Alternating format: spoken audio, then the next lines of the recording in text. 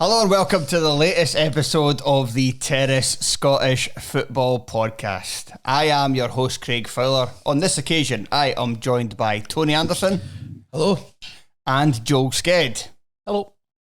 And we thank you for getting through the 10 and a half hours of the Scottish Lower League preview. We know you've all done it. We know you don't actually live any interesting lives in any way, so since it's been uploaded on Monday, that's all you've really been doing is listening to Sean and Telfer.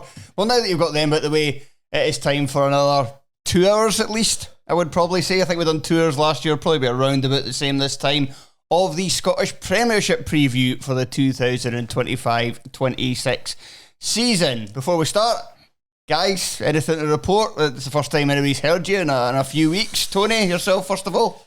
God, I didn't think about anything like that. I've enjoyed. I didn't think whether I had to actually think beforehand about listing things I've done in my life recently. Oh, right. I just got a lot coming up, I suppose, a lot of trips. Obviously got to watch Hibs back in Europe. I quite enjoyed the time off the football, if I'm being brutally honest. Went on a wee stag do. I think we spoke about that. But I was back in the Harp and Castle for the Midland game. I didn't get a ticket for the actual game, so I missed it. But I'm in tears. Had a lager or two, didn't you? Oh, I got myself a bit excited, and work on Friday was fucking abysmal. I'm just looking back at my phone, like how many times I've sent stickers to Joel about Kim saying that midfield for Hibs. And I'm like, I've sent him 7 little stickers over the course of a 2 hour period. I could have won still at 10:30 at night. The game kicked off at 6:30. But yeah, I've now been getting a bit depressed trying to deal with getting the trying to get flights for whatever the next round's going to be. It's a fucking nightmare. I don't have a lot of experience in the old football travelling, and everyone else must have bought these flexi tickets. The flight to Oslo sold out. The one that I was thinking about getting, the best one. There's other ones you can get. And I'm like, it's a fucking nightmare. So I'm spending half a day trying to work and trying to look at things and debating with friends about how we're going to fucking actually pull this off. Going from my experience of a number of European trips for the last couple of seasons is, if you see something you think, probably should book that, just fucking book it. Yeah, but I don't even know who we're going to play.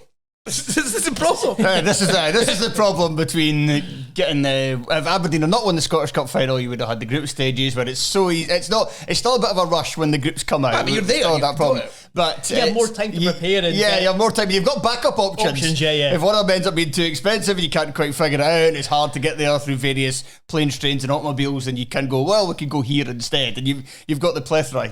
Unfortunately for you guys, Dimitar Mitov, Kasper Schmeichel, a combination of the two means that you're having to do this mad scramble. And it's like, and obviously, because it looked like we were finished the third, I booked like, we're going to see Franz Ferdinand a couple of weeks, for example. And then I'm going to Wales for a music festival this weekend coming. And then we're obviously looking to go to Fredrikstad or to Serbia the week after. Then I'm going to Italy next month. But I booked all these things under the proviso I didn't really have to think about anything till October. So I am a bit like blindly panicked. And I've been thinking about my bank balance a lot more than I hoped I would over this period of time. Really did fuck up a lot of my plans. Kasper Schmeichel. Fucked up. Joel, how's your summer been? Yeah, it's been fine. Just a lot of hearts. A lot of hearts. A lot of signings, which we'll get to. Yeah, a lot of signings. A lot of good news in the eyes of Hearts fans in terms of Shankland, in terms of Tony Bloom, Derek McInnes, and Budge leaving at the end of the year. So yeah, it's is that what a celebration is? That's number one. That's number one on the list of a lot of Hearts fans. For some fans, had to. That's kind of summed up my summer so far. I had to write that story in the middle of a street in London before getting a flight out to Spain to go and cover the Hearts team for pre-season. So yeah, it's my heart bleeds. Pre-season, off-season. No, a free trip to Spain to cover your football team. Oh, but I had to write an article in the bloody. That story started with sympathy, thinking, "Oh, in London, on your way to on the way to a holiday." I thought it was on his own holiday. Jenny just sitting in the corner, just sipping her wine. No. On the way to another holiday, basically, when you get to cover Hearts, which I've done before. They're a piece of piss. Great laugh. Can you concur? Yeah, good. Yeah, good solid hard work. Yeah. I should get a pay rise for it. Jesus Christ. How was your summer? I'm not going to go through everything, but yeah, it was class. I would thoroughly recommend anybody go to both Colombia and Peru for obvious we never have thought it. for obvious reasons. Well, you say that, but Colombia, like every time we told people, not necessarily our age, but certainly like the older generation, parents and stuff, everybody was kind of like, oh, Colombia. As if Escobar's still alive. Yeah, and as if Peru is a lot better. Like, people just think of like Colombia and obviously think of Escobar, think of all the bombings that happened in the 90s, but obviously that's kind of more a thing of the past now. But in terms of poverty in countries, and there certainly is a lot in both. Like, certainly for where I went to, I saw more in Peru. So, but you say to people Peru and nobody bats an eyelid. Like, oh, that'd be class. That's something different. Colombia, oh, we're gonna get gunned down in a drug deal gone wrong or something. People just think Peru's just Machu Picchu. Exactly. I think you did see Machu Picchu. We did. So, yes, that was very jealous of that. Probably the highlight of the entire trip. And Cusco was my favourite destination we visited in terms of cities. So I was going to say a class B place. It's 500,000 people. But compared to Bogota, Medellin and Lima, which are all, I think Medellin's the smallest population at just over 4 million.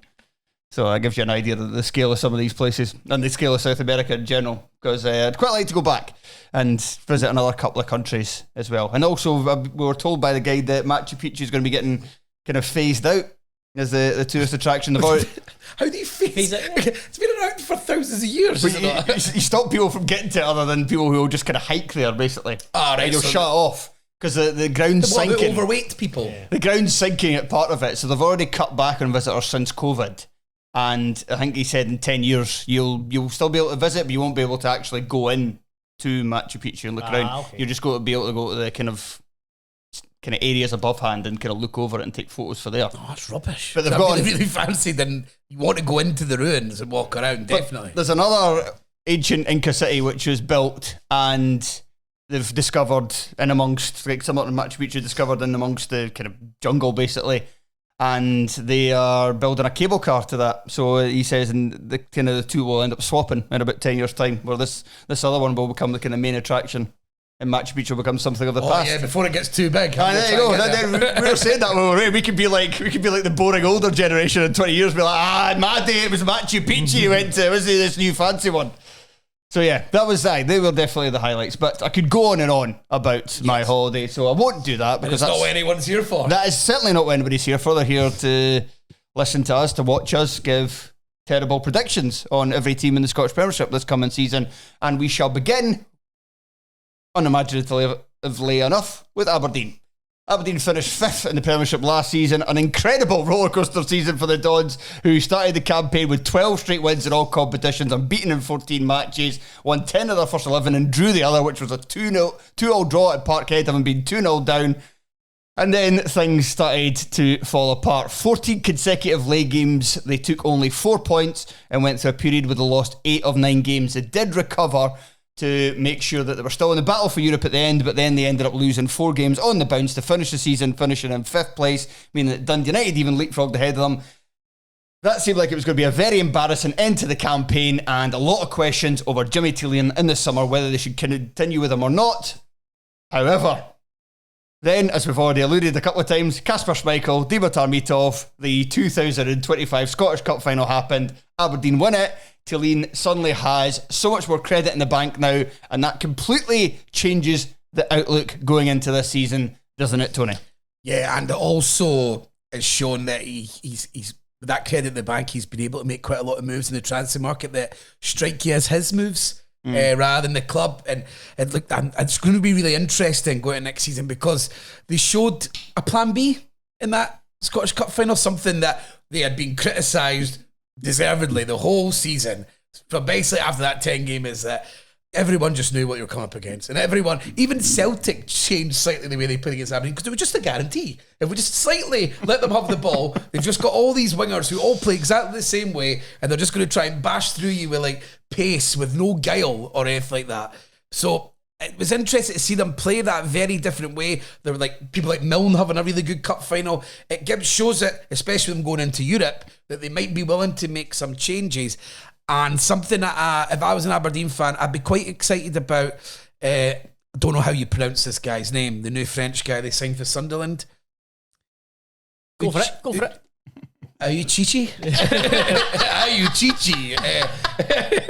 And even Milanovic, who I know other people at the podcast might have some doubts about, but these players strike me as guys that they absolutely need. I thought they struggled centrally to break teams down, and he sounds like he's a proper attacking midfielder from Sunderland. He can play in the number 10, and he might be able to bring those sort of neat through balls that maybe a striker might be able to feed off. And then Milanovic also looks like a player who's very direct, but who wants to come inside. He's not scared to hit a shot. That might become annoying at times, but for Aberdeen, it was about adding dimensions to the team. And whether these guys go on to be the right players, they are the right type of signing for what that team needs. I have two. So I think Aberdeen are still looking for, I think, 4 players. I think that was where the report was. I think it was Scott Burns that put it down there. They'll definitely need a new forward. Yeah, so they still need another striker.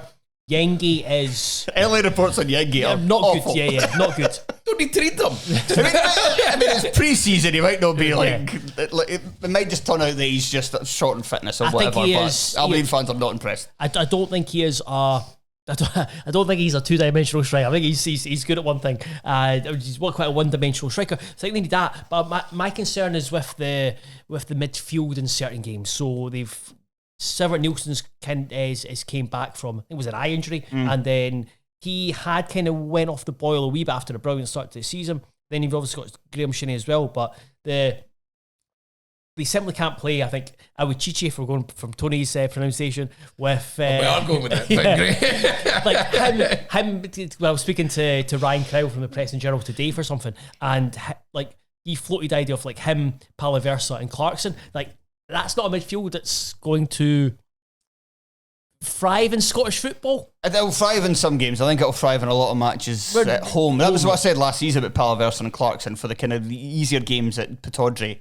That is a midfield partnership which made sense because they're both good in the ball and both kind of can play it forward as well. There's not maybe as much need to play a Nielsen with one of the two where you do become a bit more defensive. My other big fear for, not fear, I really don't care, but something I think Aberdeen fans may be concerned about or should be concerned about is I was trying to get the pronunciation there. Ouchichish. That wasn't too far. They were not too far away there. If this, I mean, that's probably my crowning glory of the last decade of doing this. If howtopronounce.com is anything to go by.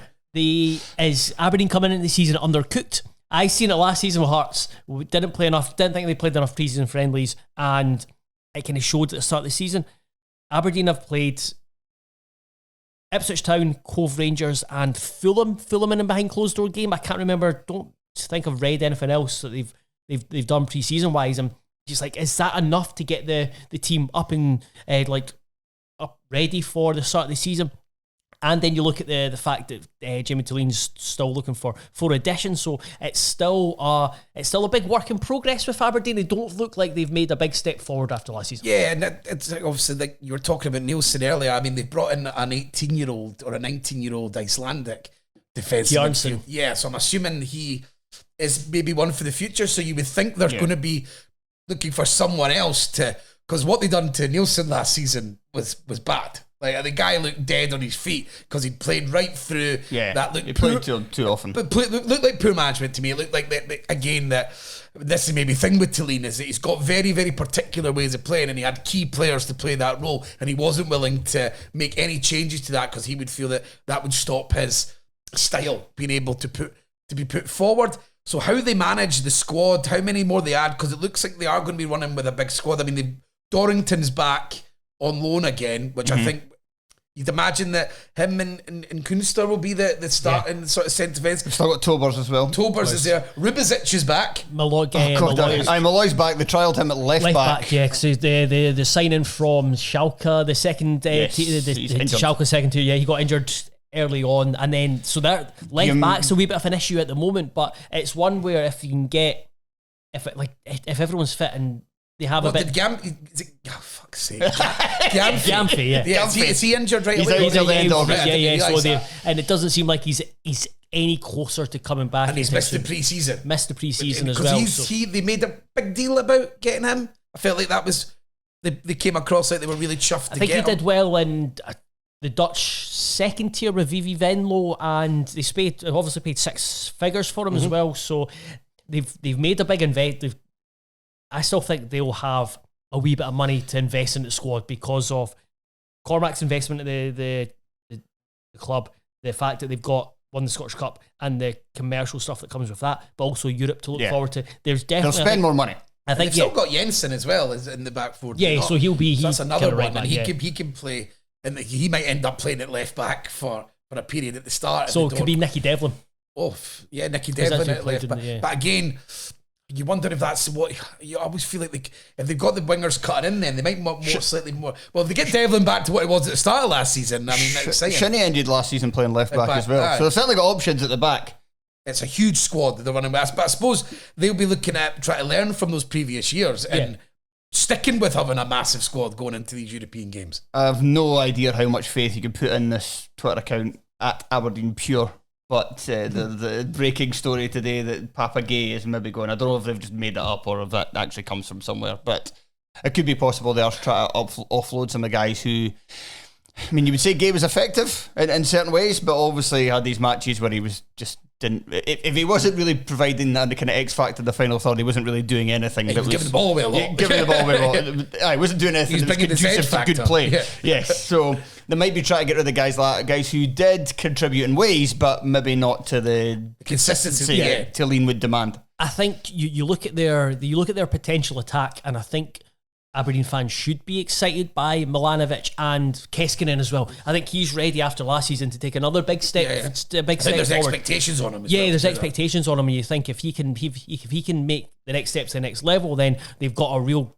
game-changing, match-winning player there. Milanovic is encouraging because he is such a goal threat from wide. So that they should upgrade the attack, but it's through those central areas where I still think that work is required. Chichi, and then I mean. Do you think they'll go back for Nisbet? I think because Alex Neil's potentially too expensive. Because Alex Neil's the manager at Millwall now, and I think there was an idea that maybe he might want Nisbet, give him a chance to settle in there.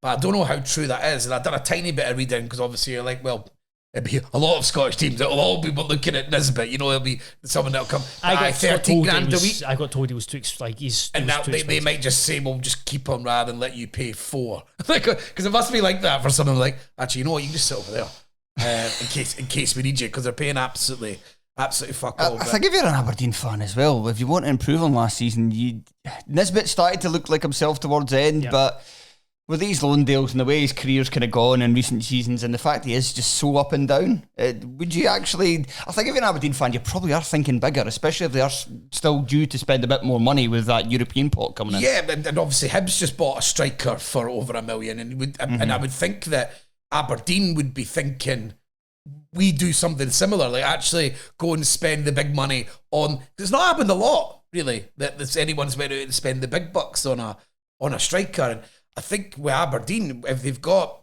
a Chichi playing in behind and players come from different angles, then a guy who's a bit more rounded who can maybe play on the shoulder as well for little slid through balls, then suddenly there's a lot more to be had in that. Probably something else to be said for their chances this season, which will help them, is that we do forget that last year, probably forget because of his heroics in the Scottish Cup final, that Dimitar Mitov was a huge part of their form early in the season. I mean, it wasn't just him obviously being out of the team, but not inconsequentially at all, that when he went out injured, Aberdeen then started to struggle. Ross Doohan was, I mean, his backups go fine, but should have been playing for Scotland, but nowhere near on the level of Mitov, and he was at his best. And then even the second half of the campaign, you could kind of tell he was still a bit hobbled. He was sometimes taken in out of the lineup due to kind of the injury he still kind of had. So him being fresh with, as we've already touched upon, the sheer volume of defenders they have should make them at least a bit better at that side of the park, similar to they were at the start of last season. We've seen it so many times, talked about it so many times. The standard of goalkeepers being on the descending scale in the Scottish Premiership. So to have arguably the best goalkeeper in the Premiership is and have him fit is massive. We can see what he brings, and just he is someone who can you say this too much about goalkeepers? But it certainly elevates the team, and part of a really there's a good spine to Aberdeen. Like I think a relatively reliable enough spine throughout the team. But to bring it back to strikers, but just looking at, they've got Sockler, Gay, and Peter Ambrose. They didn't get a lot of. Well, Gay was really good or effective during last season. He didn't get enough of Sockler. His most effective thing was his aerial press in the opposition penalty area, which something that Aberdeen did not have. Yeah, I wonder if that's what Yengi's for. Yeah, and then if they can move one or two of them and bring in potentially spend a bit of money on a striker, but also I just like, we talked about him quite a bit end of last season. Ronan Hale is someone who I think just is maybe not a first team every week striker for Aberdeen, but he adds to the depth, especially like Europe, and to be able to have someone in Europe, and then you know that Hale can do it in the Scottish Premiership, bring him off the bench, or he can start on like the Sundays after Thursday games. I think you stall out on Hale, and I think there might be a few clubs doing this, that County were doing the usual, he's worth £1 million, even though, well, you weren't even using him at periods last season, but the usual. But then when nobody comes in for that, he might agitate. I could see Hale being a late one, that maybe an Aberdeen or a Hibs or someone like that comes in and goes, we'll take him for $250,000, and that'd be a really, really good signing, and it might help County look, because he'll want to leave. Yeah. The key question is, how much will their early season form, in fact, their form for half the season, be hampered by European football? I don't know. I think when they build this bigger squad, and if we're going to buy another 4 players, you start to lose. It's just that it happens to everybody. But you start to lose. But was Hearts' form even that bad? Hearts' form turned shitter when Europe stopped. No, I mean, the Hearts form was like the worst start to the season ever. No. And that was just that included the 2 games against Pilsen. Yeah, and then came in and kind of steadied, like did okay, like Ammonia and who was the Baku team? We were playing in Baku, it was Minsk.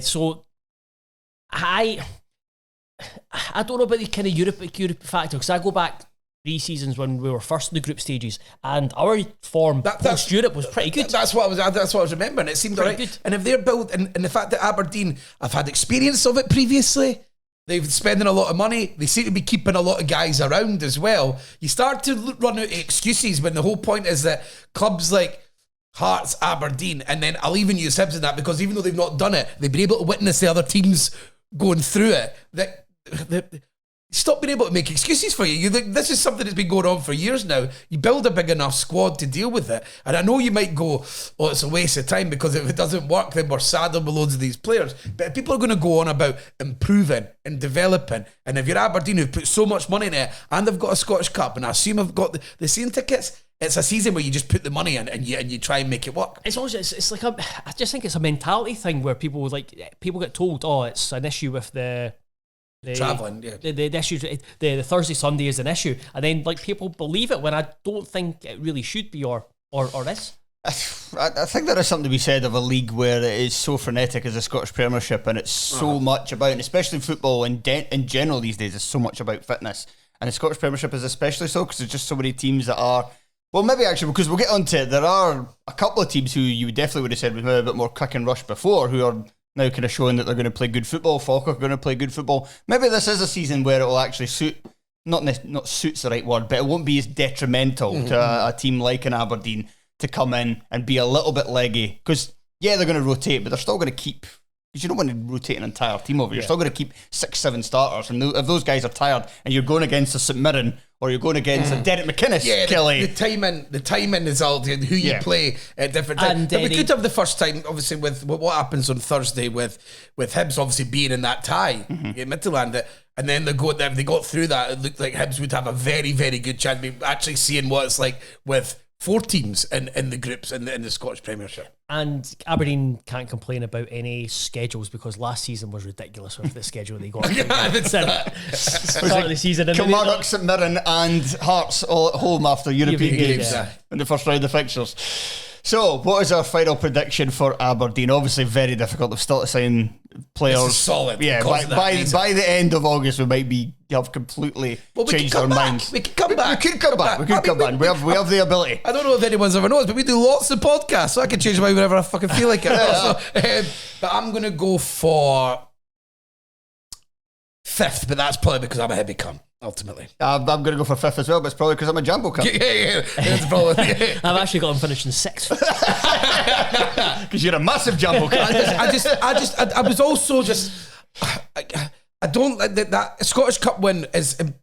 I don't even think it was that impressive. I thought they defended quite well, but I think they didn't play particularly well going forward. And I feel like I can't ignore everything else that happened and I can't see that I'm overly impressed with Thielen last season. And I don't know I feel like I can't let that one match, which was quite a weird match. And it wasn't like, as I said, it wasn't like some sort of like, wow, what a performance from Aberdeen here. As they made Celtic shuttle and they took advantage of a Kasper Schmeichel mistake. Good, I would like it as well. But it wasn't like I was going there like, wow, this has changed everything. So I'm still overly convinced by Thielen. No, yeah, it's not something that's really easily can replicate against a lot of the Scottish Premiership, because why would you? Why would you give up that much territory and possession to the majority of teams you played? And as I said, those two signings, Milanovic and Achichi, I think they are massive. And whoever they get in the striker, because they're the ones that change the way that Aberdeen can play and all the problems of their time. And if you get that striker right, then suddenly it's egg on your face and they're steaming into 3rd. Right, before I move on from Aberdeen, there is one more off-season move made by the Dons which we should praise, and that was the fact that they recently announced that NordVPN are the club's official cyber security partner. And what would you know? They also happen to be the sponsors of today's podcast. The two big institutions, Aberdeen Terrace Podcast, linking up with the same sponsor. Now, Tony, Joel, I'm going to tell you both about some of the benefits of NordVPN. You can maybe chip in as well if you know some of your own. And obviously tell the listeners at home why they should be invested in such a great product. But I think you should start with the fact that, as we've already covered, I recently spent almost 4 weeks in South America. And as we know, every time you go abroad and you're trying to access your usual streaming services, it can sometimes be a bit of an issue. So you're travelling around South America, doing the dream trip, seeing some of the wonders of the world with your relatively new girlfriend, and you're worried about what streaming services you can access while you're doing this. Well, Tony, I mean, yeah, it's a fair point, but no, I'm not saying that I was like, oh, do you want to go to Rainbow Mountain today? And I'm like, nah, catch it. Too busy watching this show. No, it was more about the fact that for some of these trips, there were huge day trips. Like, there was a couple one of them we went to Paracas and then Huacachina and near Lima in Peru, and we had to get picked up at 5 a.m. So with an early start, obviously you have to have an early finish the night before. So instead of going out to a restaurant or to get food, we just got food for the Airbnb and had an early night. And you want to continue watching the TV shows that you're watching beforehand. So it meant that even though I was abroad in a different country, I was able to fire up NordVPN, and then I was able to continue watching the Edinburgh-based crime thriller, which I'd been getting into just before we left. Not sure I loved that as much as other people did. It was quite good, but some of the characters in that were unbelievably annoying. It could also be good. I mean, people who know me, I like to add some jeopardy to sporting events. Yeah, I know. I find it difficult to access, especially when I've been on stag do's, for example, and we're watching a big game and we all want to do something, and then suddenly you find out you're not allowed to do it in that country. Yeah, I do remember one time was it when I was staying at yours maybe, and you were in Morocco, and then I had numerous messages several days like, can you please do this for me? Can you please do that for me? So, Tony, if you had NordVPN, you wouldn't have to bother. You just have to bounce it back to the UK, and then you can access whatever the heck you want. I think it would also be remiss, considering the type of people who watch us, that it would also come quite handy when you need to access certain age-restricted websites without having to put in details to identify yourself. Yes! All that very new stuff that just came out that's all very highly politicised. about age-restricted content and identification. Yep. I see. If you have a big I've been problem, hearing all about it. if you have a big problem with that, then you can bounce it to some other country where they don't have to bother with that. And we haven't even talked about sporting things you can watch if you can't get access to sport that you like to watch in this country. Or there was one time where I was able to watch. Everybody knows I'm a huge fan of the NBA. I was able to watch the NBA playoffs for absolute buttons because I used NordVPN, and there was a deal going on where if you lived in India, you get the entire playoffs for, I think it was like £25. And you could watch Hibs Midtjylland this Thursday potentially. Yes, using if I NordVPN. NordVPN, because I don't know what's happening with that, and I'm not going to be in Edinburgh for that match, and I was genuinely panicking about it, talking to Joe, because I saw that the BBC hadn't picked it up, so now I've actually no idea how I'm going to watch it. But I'm sure NordVPN is going to help me on my journey. Yes. And another thing to add is Aberdeen will find, to their credit, they take online security very seriously, so you don't have to worry about your data or details being stolen while you're using it. And as a podcast who quite recently had their Twitter account stolen off them, we know all about the importance of that. So if you're interested in signing up for NordVPN, you can do so with a free 30-day money-back guarantee by going to nordvpn.com/terracepod.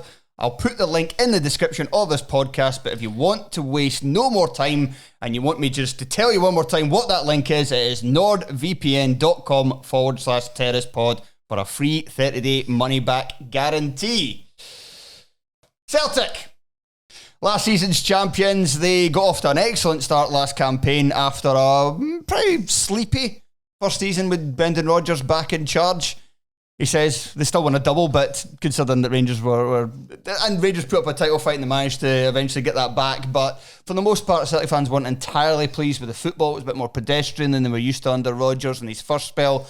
But they got their groove back in the first half of last season. They were very impressive to watch. They ended up winning. They already had the title wrapped up by October, November. They won the League Cup, and after slaughtering Aberdeen in the semi, they won a thrilling final against Rangers. They even advanced to the latter stages of the Champions League for what felt like the first time in ages. But then... And we're very unfortunate. Yeah, very unfortunate against Bayern Munich, in which to go out. And then at an end of the season, which didn't quite continue along that frame. They dropped more points. They failed to beat Barry Ferguson in 2 attempts.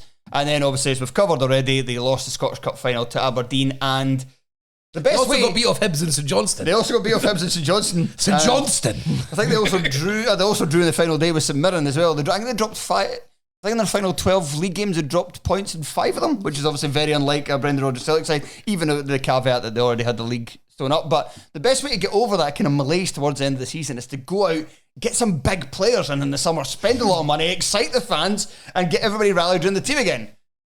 Tony, that's not happened so far, has it? Yeah, I just felt like last season it felt like the end of a cycle, and especially because, like you say, it's Brendan Rodgers Celtic that we've been noting that they're just relentless, and it didn't really matter when they sorted things out for the league, that they just kept on going with it. So I thought, right, what do you do when there's a malaise, and especially at a club the size of Celtic, you go full Alex Ferguson, you just start getting rid of players, try to get them at the height of their feet, and you bring in things to freshen it up, but it's like they've reverted to the old Celtic, the really, really cheap version of Celtic. It might possibly be the worst time, because now Rangers have got like a strategy, and whether you agree with Russell Martin or not, it's very deliberate. You understand what they're trying to do, how it will likely improve them in domestic football specifically.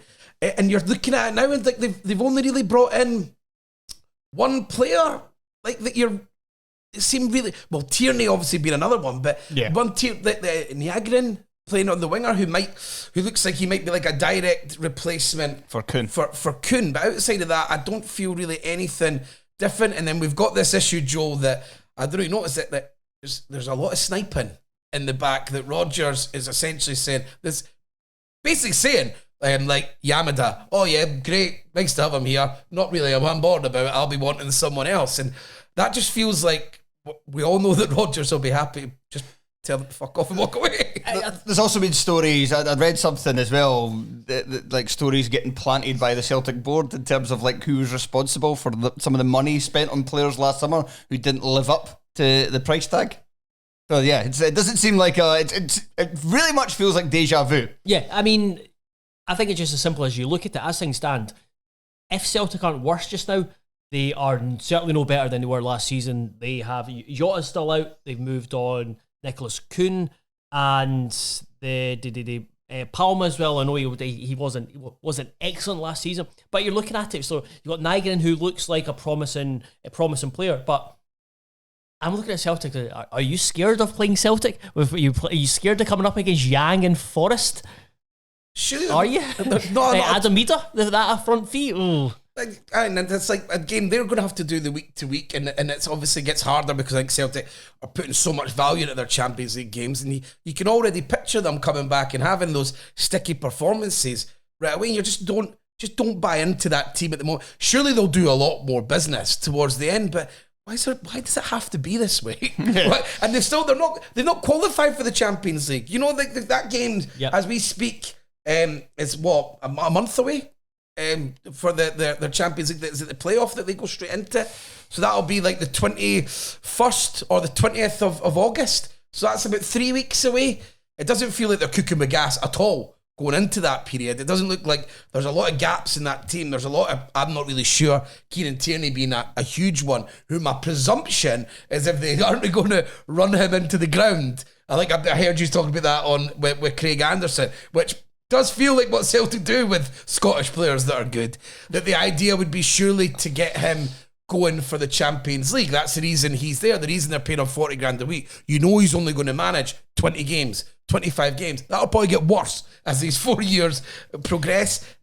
So there's nothing that looks clever about what Celtic have done. There's, at least they've still got time before the Champions League game, so they've got time to get a few competitive games under their belt for the players just now, but they're leaving it very late to bring in guys who are going to elevate the squad. And you're looking at players who are already there making the next step. The one I look at is Arne Engels. It's like, you need to be better. You need to step up and be right. This is my team now almost. I know it's kind of still Callum McGregor and his influence, but he needs more around him because McGregor's not getting any younger, and Celtic shouldn't be kind of relying on him as that number 6. And it's an interesting point that Tony made as well about the kind of, this felt like an ideal time to turn over the squad and to say like, right, okay, let's sell. And I suppose you can't really sell unless people come in with decent values for players, but you do potentially wonder about the kind of 2020-21 effect where, you know, guys like Odsonne Edouard, Christopher Ayer, Olivier Ncham, probably a few others I'm not remembering, where it kind of was like, right, we don't really care about 10 in a row. There's no fans in stadiums. Obviously, that's not going to be a thing this time, but more like, we've completed this. We've done what we need to do at Celtic. We're not really entirely motivated as much as we should be to desperately try to win another treble or win another title. And you kind of look at this current Celtic side and say, is Rio Hatate maybe going to be thinking that? Is Cameron Carter-Vickers going to be thinking that? Is Alistair Johnson going to be thinking that? Because what else is there left for them to do in a Celtic jersey? Especially when they done well in the Champions League next season, they'll still be thinking, that's probably a bit as far. We could maybe get one more round, and like, or you get one big scalp like they nearly done at Bayern Munich. But you feel like because of Celtic not progressing in Europe enough, like Rangers, there it does kill almost like how the momentum for how the team can grow. And like you say, come to these bits where it goes stale. Rodgers was really good at not allowing that. But he obviously was very aware of it happening the last time. And that's why he got out. And that just looks like already again that you can already picture Rodgers manufacturing an exit when the inevitable English Premier League clubs start being shite, and then we'll take Rodgers in to manage mid-table Wolves. Brendan Rodgers, next Sunderland manager. There you go. Yeah, I mean, they've just spent loads of money as well, so they would probably want a big, and Rodgers is still a big name. Like, it just feels like I think you said it just feels like they're sleeping at the wheel again. They've not learned from things that happened literally 5 years ago. Like it's not a long time ago. It's the fact that it just feels like there's a complacency or acceptance kind of set in. It's like, right, this is us. And if I was Celtic fan, I would be hugely frustrated. If I was Brendan Rodgers, I'd be hugely frustrated. And you mentioned the players. I think it's demoralising that Carter-Vickers and McGregor and Hatate kind of looking around. It's like.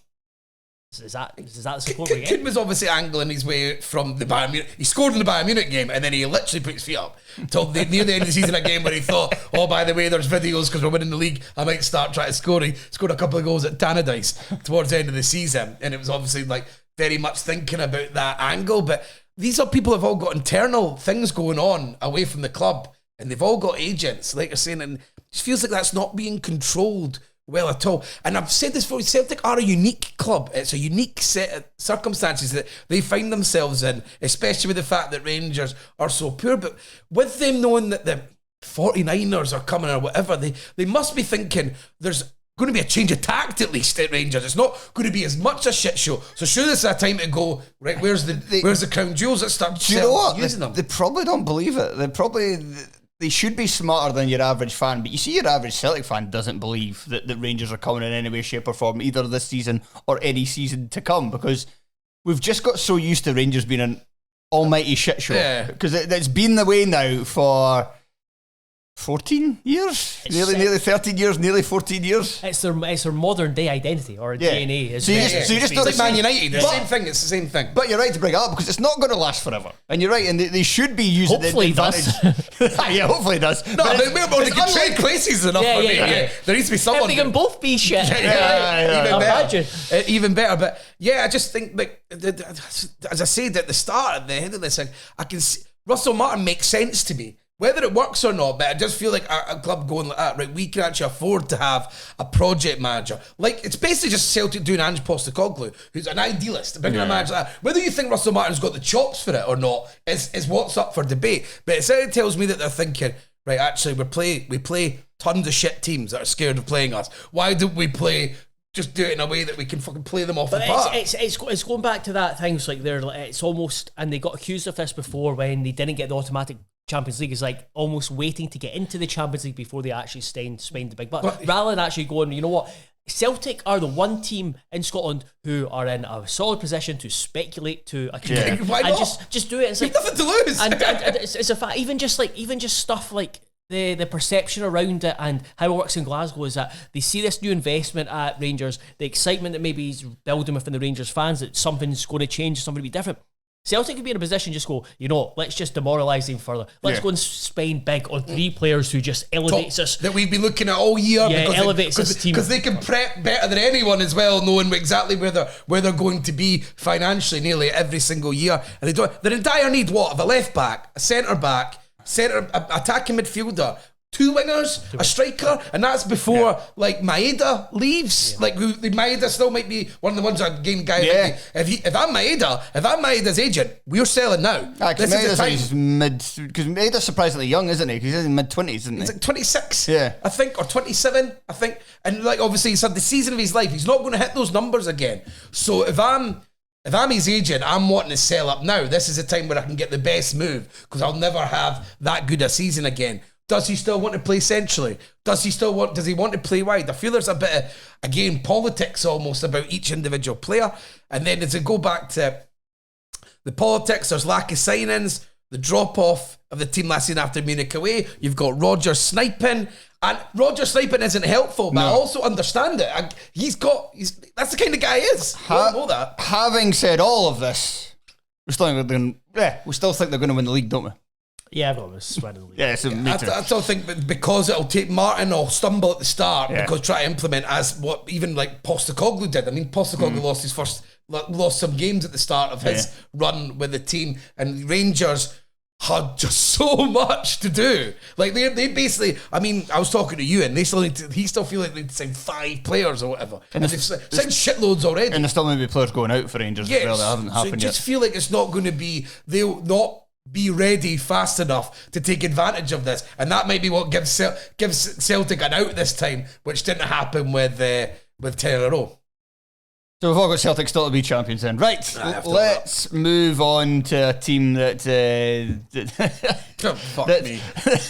their manager himself said if you want to win championships then you shouldn't hire him.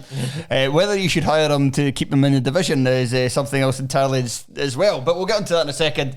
Give you the quick recap from last season. Dundee finished in 10th place. Simon Murray proved to be one of the signings of the season, and he needed to be as Dundee took a big step backwards from their top 6 finish the campaign prior.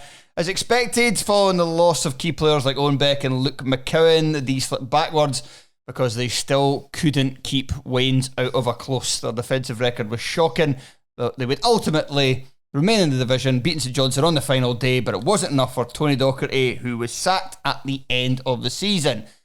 I think at the time there was a bit of criticism for it. I think it made sense because I just thought structurally he was incapable of getting that Dundee team to defend. There was issues with personnel, but I still thought they were better than to concede just a ridiculous number of goals over 2 campaigns. I think from off the top of my head, it was 130 odd. Yeah, 133. What, 2 seasons? Yeah, I think so. I still would have kept him. Maybe even more. Was it not 77 and 67? Was it so? So that's 100. It's called enjoying yourself. That's 143. I'm 144. Anyway, it's a lot of goals. Yeah. Tony and I were this was one of the discussion points when we drove through. Was just we didn't want to. We wanted to keep our powder dry, but we did talk about Dundee, and it was an accident. We were running out of things to talk about outside the football. we kind of agreed that Tony I still would have kept him. I just thought he had done a really good job in the first half. The first season it wasn't great in the second season.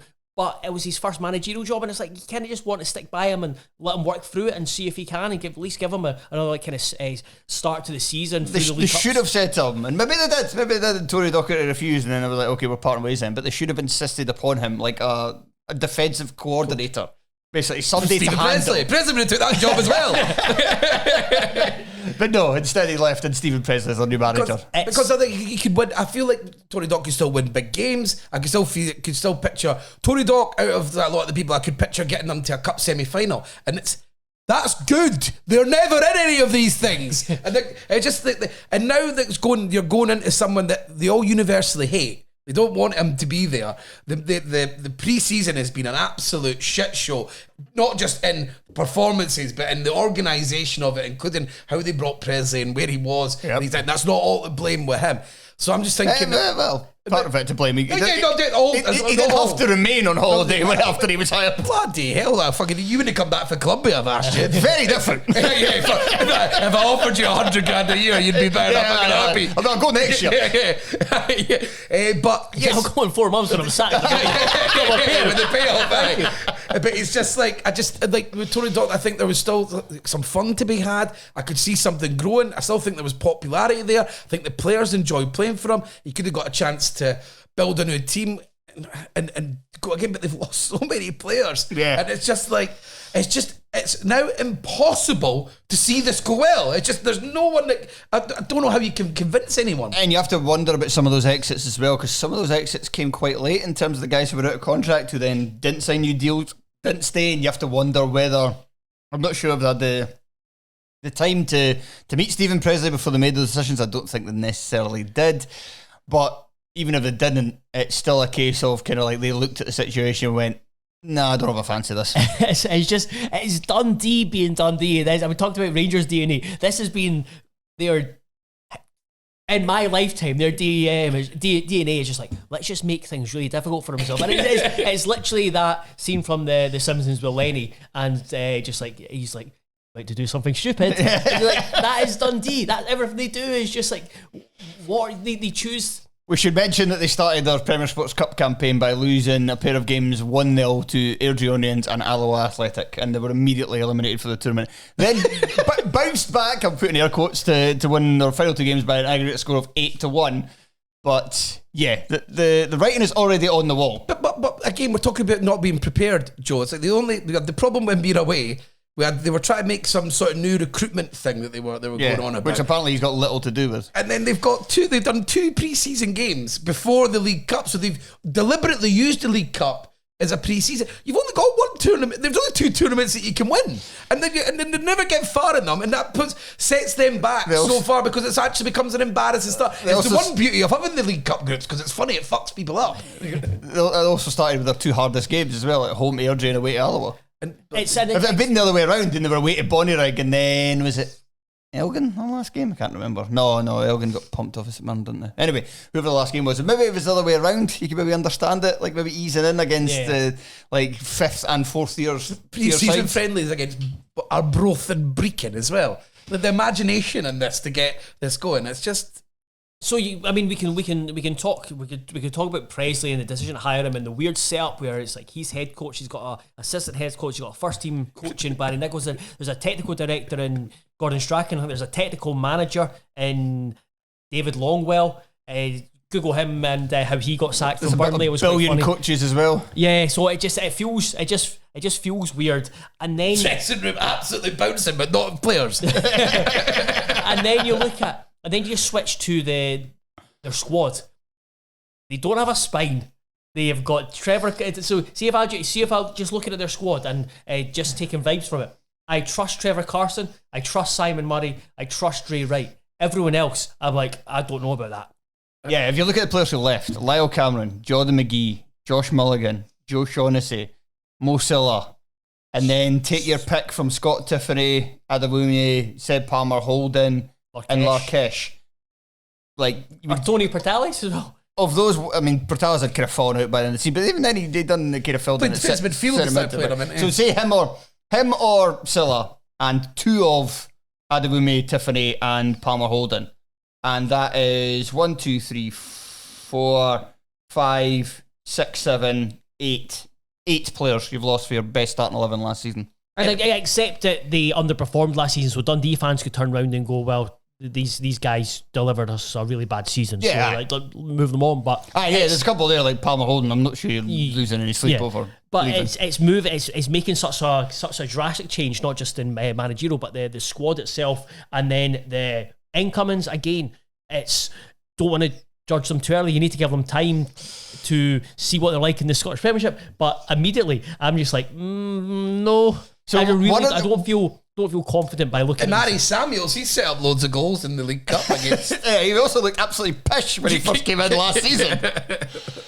Maybe he just needed a bit of time to bed in. Who knows? I mean, the one thing, Galibov's going to have to be the greatest player of all time to come in and sort out everything. If there's two things you're going to say, well, there's a third thing you could say for Dundee, but I'll leave that till later on. But in terms of Presley saving himself, there's two things you could say. One, I don't think it's going to take necessarily a tactical mastermind to make Dundee harder to beat next season than they were under Tony Dockery. For whatever reason, he just could not figure out a way to stop them from being so porous at the back. We've covered it already, but they were really, like, historically for a team that didn't get relegated for 2 seasons in the top flight. I don't know the numbers, but I'm going to be hard pressed to think of another one that's conceded so many goals in that space of time.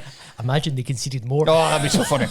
But Presley could, even with like crap players. You saw it with like Hamilton, for instance. Some of the players that Aki's had in their teams, and they weren't conceding that many. Yeah. And you could just make yourself harder to beat, more organised. Speaking of organisation, it does seem like he wants his team to play certain styles, that when players move into areas of the team, other players can move over to those areas, and it's all kind of moving in a kind of fluid motion, and that might take time, especially if we don't have a pre-season, for that to be implemented, for that to get up to speed. What was it he was going to do? Players were going to move into different positions. Well, what I'm starting off with... Revolution. What I'm starting off with, like, Ethan Ingram moves forward from right back, and immediately I was like, well, I'm out. That already doesn't seem good. So, but that could all end up... It could get the best out of the players by teaching them to play in a way which is kind of like seems like discount total football kind of thing. Like if you go up the right and then this player will kind of tuck in and then stuff like that. And playing football. Yeah, I know it does sound very rudimentary, but maybe he's got something up his sleeve that I'm not quite aware of. But so that's the case for the defence. The case for the prosecution has already been made, and it doesn't need to be made any further. And it could continue for the rest of the podcast. Yes. Yeah. The third thing that might save Dundee is that this might just be so much a disaster that he's sacked in September and they get in somebody well, there we go. who's able to get something out of this, or at the very least keep their heads above water until January and then go, right, I don't care what the fuck he's will do this summer, I'm signing some proper football. I wouldn't trust them to make a better decision though. I wouldn't trust the Dundee hierarchy to go, true. You know what, it's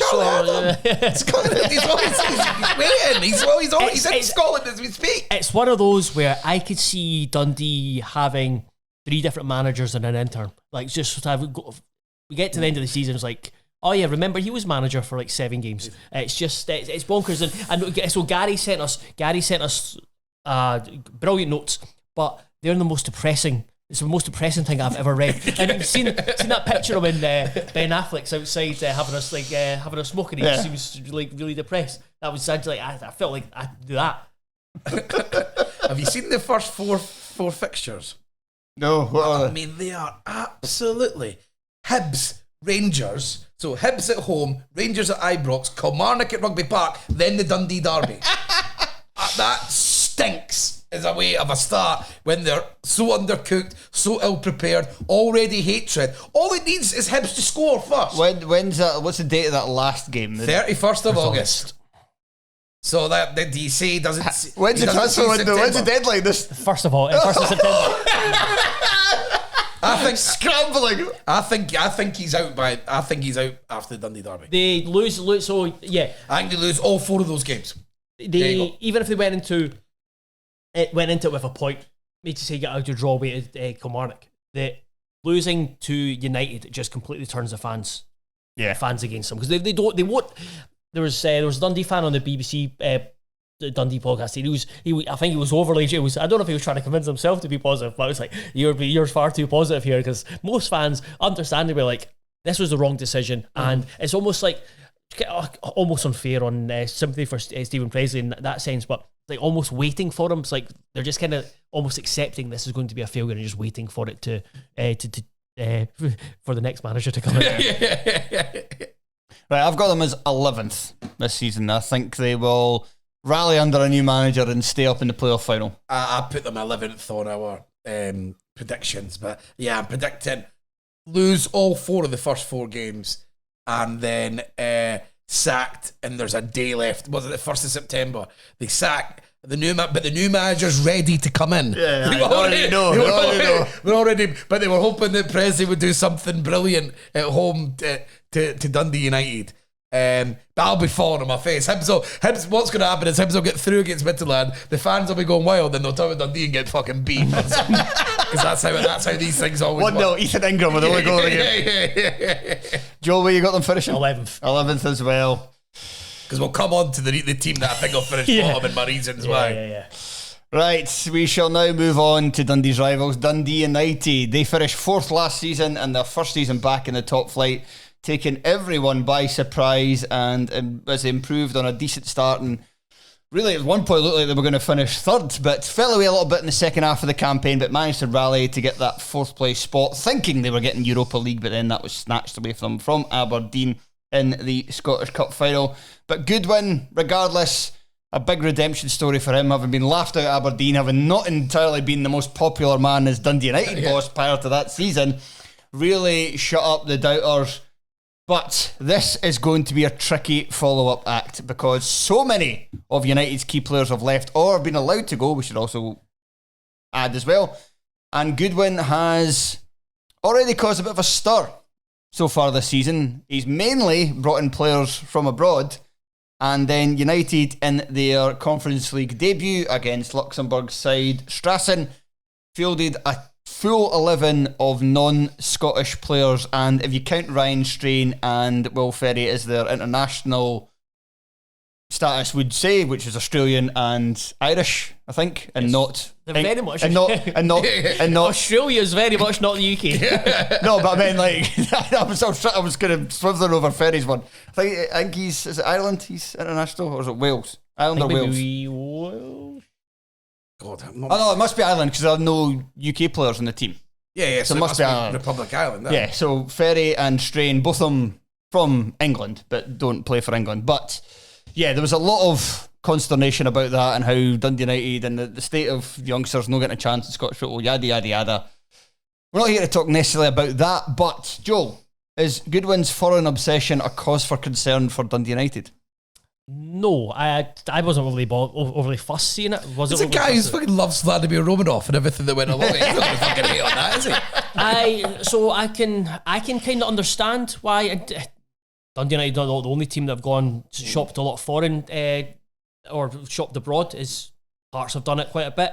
Hibs have done it. He's standing up for them. Aberdeen have done it quite a lot. I just don't think that there is a great deal of Scottish talent out there, whether it's young players coming through or just in players out there to buy and improve your team, because whether it's to do with finances and it's cheaper to go and then obviously the English market's completely I think that was one of the things that Jim Goodwin said about the they can't shop in kind of lower England. Because they openly admitted that it was an economic decision because you can get better value for money. I don't have an issue with them shopping abroad. My concern with Dundee United is more concern than an issue is looking at the squad and looking at the spine of the squad. I don't think they have get Scottish football understanding running through it. Like there's a lack of. I just think there's a lack. You could have other foreign players that would still have a better understanding of this. And the other worry is that they've literally Alan Temple done a tweet for it where he said people normally say, "Oh, they've signed the whole team," but he was like, "They've literally signed the whole team where the 11 players could line up factually in their positions in an actual normal formation." And one thing that I think is a good thing that Goodwin's done with his recruitment. He signed big guys, quick guys, physical guys. I think that's a solid thing. There's a bare minimum that can come with that. He's signed guys that you would think suit the Scottish game. It's whether they get the demands, whether they can fit into the style of play, intensity and stuff. Yeah, totally. And that's why I think that's why I asked the question. I don't really care for like the kind of like the future of Scottish football. I mean, we're having the same arguments about Arsenal 20 odd years ago under Arsene Wenger. Is this what we've become now? Because Dundee United are not playing, didn't play a Scottish player in one European game. It's not this. Scottish football's not in a hellscape. It's already there. Look at the 21s. A hellscape for the guys imagine they could get away with anything. But it's not Dundee United's issue. That is the concern as to whether you need just a few players, a smattering of players in your team. You do. Who quote unquote get it. Yeah, you do. And I suppose that people might see that as it's kind of not what's the phrase. Kind of see that as proper football, man. Yeah, rudimentary mindset. Rudiment, that's it. And it just like it's not. I think there is a.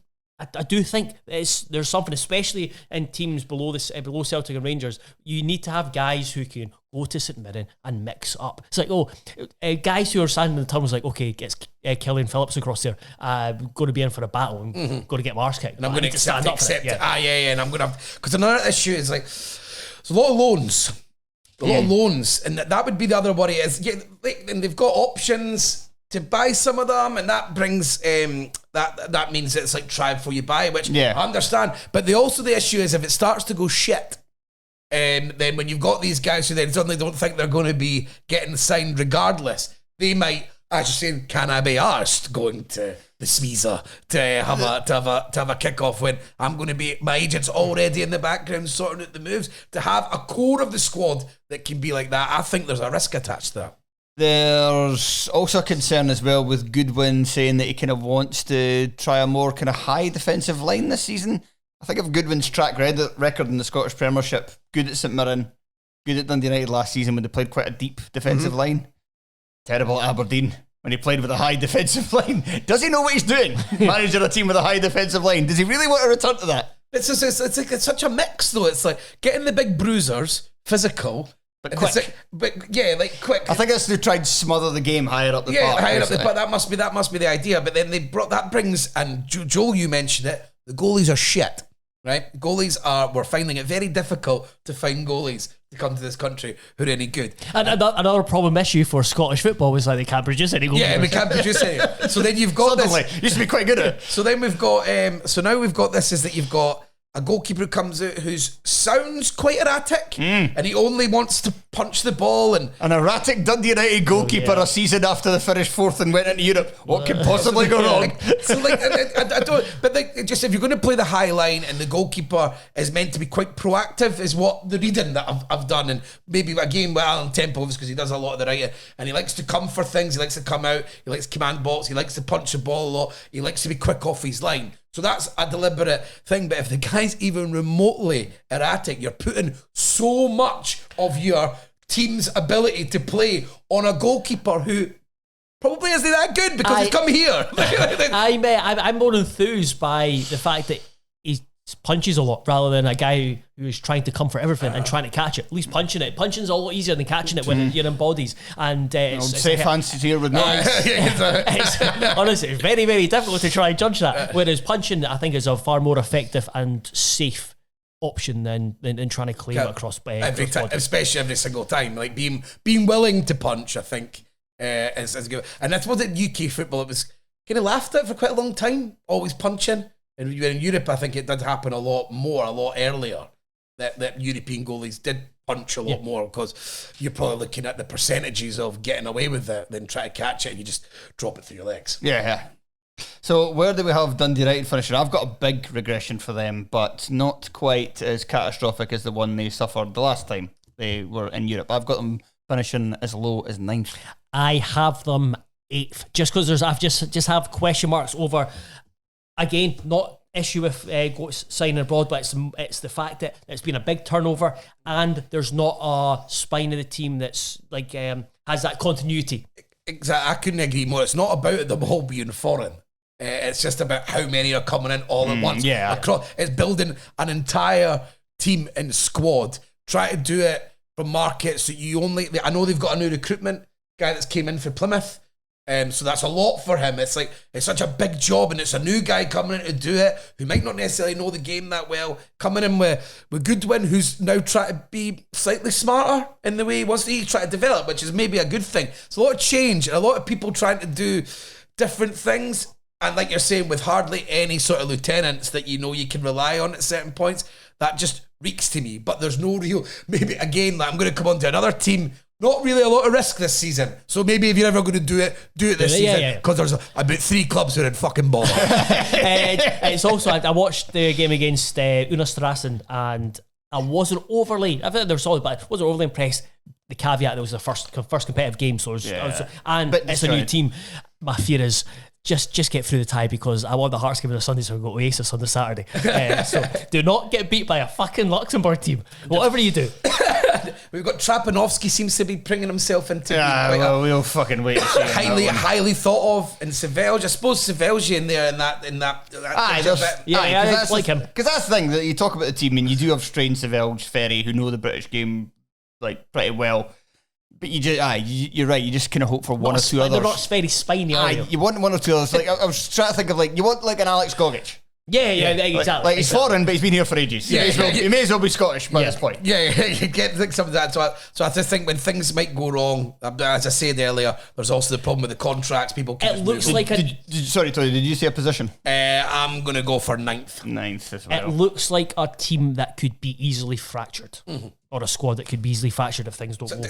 I think it's really tough what Goodwin's taken on here, and I'm not. That's not a criticism of him. And it looked like maybe something they had to do. I don't know, because of contracts or whatever. And if you need to rebuild now, like they said, well, economically we couldn't do it there, so we've been kind of had our hand forced.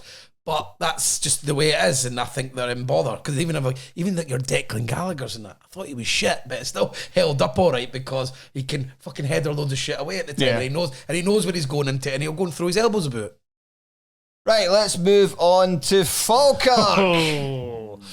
For the first time in 15 years, the Bairns are back in the big time. John McGlynn's side completed back-to-back league title wins with a final day victory over Hamilton Accies, which saw them beat out Livingston for the championship crown. It's been an incredible rise for a club that rebounded in the best possible way from spending 5 years in League One. There are still 6 players on the books of Falkirk who played in the second leg of their playoff semi-final defeat to Airdrie in May 2023. But guys, is that the problem? Yes. They are at this moment. I can't see past, even with Dundee doing Dundee things, I can't see past Falkirk getting relegated. I can see it. I can already put a picture. They'll get off to a really good start in the season. They might get 7 points from their first 12 or whatever, and people's like, oh, they've settled really well. People will start thinking, oh, could they challenge for the top 6? No, they can't. What they'll do is John McGlynn will get loads of praise for the way they play. They're great to watch, and then they'll just so basically they'll just look at pundits will look at Falkirk and just go talk about how good a manager John McGlynn is, the style of football, because 6 months time after they've won 1 out of 23, people will start going, maybe they should start being a wee bit more pragmatic. And that's my downfall, is that they've not upgraded the squad and they'll still play the same way, where I think they could be easily bullied and got at by, like, I can see Stephen Robinson taking St Mirren to Falkirk Stadium and going, we'll take your dinner money, thank you very much, up the road 3 points. And that'll happen with Hearts, and then the better quality teams will just be better. It's too much too soon for the squad, and and then everyone showed a bit of loyalty, and unless McGlynn has honestly become the best coach there's ever been. And there's an argument, maybe, that was very impressive what he done there. Yeah. But to try and go into the third one in the top flight with only making subtle changes, including people going like, Brian Graham's pretty good, and he's looks very good for his age, and I'm very excited to see him. It is still 37-year-old Brian Graham coming from the Championship. And he wasn't that good the last time he was in the top flight. Yeah, exactly. So I'm still like, when you're leading it all on that, you're just like, I'm just not convinced. Of course I'm not convinced. And it's just they need to be cutthroat here. It's like sometimes when what they've achieved under McGlynn is absolutely incredible, and he's done it so well, and what he done last season was amazing. They've also not experienced losing for about 2 years, and the one time they did, they lost 3 in a row. They nearly fucking lost the league last season. So I'm worried about how that's going to go when the inevitable starts happening. I just cannot see. I don't want to be disrespectful to. I don't want to be disrespectful for the team as a whole, but individuals is that I just can't see a lot of these players making the step up to the Premiership. It seems like they've hit their ceiling by doing so well at the Championship. And Tate and Spencer, the midfield. Spencer maybe a bit more exciting coming in, people thinking that he can handle it. But Tate, man, it took him a long time to get anywhere. I mean, and he was at Hibs, and he was given opportunities there, and he's dropped down, and he had an amazing start to last season. And you're going with Ethan Ross and Calvin Miller, Aggie Mang, it's still all the same wingers. Arfield and Graham are not going to be able to play every single minute of every game, and they're the ones that you sound like they're kind of hanging their hat on that bit of the quality. From what I've seen from Falkirk fans, there's a lot of debate over whether it should be Brian Graham or Ross McKeever starting up front, and you're just kind of reading it going, yeah. That's it. It's like there's a lot of guys. Again, I'm just being truthful here rather than being trying to be disrespectful or mean to these guys. There's a lot of guys there. I never thought I'd see the Scottish Premiership ever again. Mackie and McCann dishing Gary it for the left back. Sean Mackey got a new deal. I was like, oh, come on. and Oliver, they've been using him in midfield at points this season, and I'm just thinking, are you really not thinking about doing? They surely will bring more players in, and to feed into what you're saying, Joe, that's absolutely perfect. Dundee United at home opening day, Livingston away the second game, and then they play. I'm saying all this. I think they're going to be terrible this season. I'm the same as you guys. I think they're going to finish bottom. I think they're going to beat Dundee United on the opening day. Yeah, 100%. Joe just said it'll be, and then Hibs at home. So they'll play Celtic away, and they'll get beaten that. They won't care about that because it's in the League Cup. Then Hibs at home, which could highly likely be after a European game, and it's away. Hibs have to go in there, might be on the telly, full Falkirk Stadium. Hibs, I checked it, we're only being given 600. There you go, there's your 7 points. And that'll be a draw, even beat Hibs, and that'll be, right, that's us beat one of the big, one of the big guns. Next year, I hope that doesn't happen, but I can picture it, and then suddenly, right, now we're off to Pittodrie, and then we're playing St Mirren, and then the real stuff starts happening. John McGlynn will get it. And then away at Hearts. And then they've not signed any players. And then away at Hearts and home to Rangers. And then they've not bothered adding enough to their day because they've had that good start to the season, and then they've convinced themselves that all these players that they've developed up those 2 leagues are just going to develop. John McGlynn will get manager of the month in August. Yeah, there you go. Even the players they've brought in, like we've talked about Graham and the question marks over him just at this age, at this level, because he's never really shown it for any sustained period as a Premiership player in his career. He's always done his best work in the Championship. Scott Bain, I mean, there was question marks about his suitability as a Premiership goalkeeper before he decided to just be back up for Celtic for numerous years. But how has that affected him? Is that sapped his ability somewhat? The fact that he's just been nothing. A third choice keeper for a lot of it as well. Lewis Nielsen is no. He played for the team who got relegated last season. No, not good.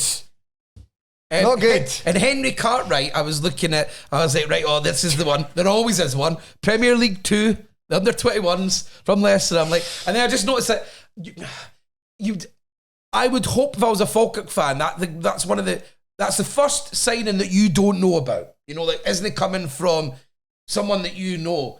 I would want that to be someone who's coming straight in. And I noticed in the League Cup games, he only started one of them.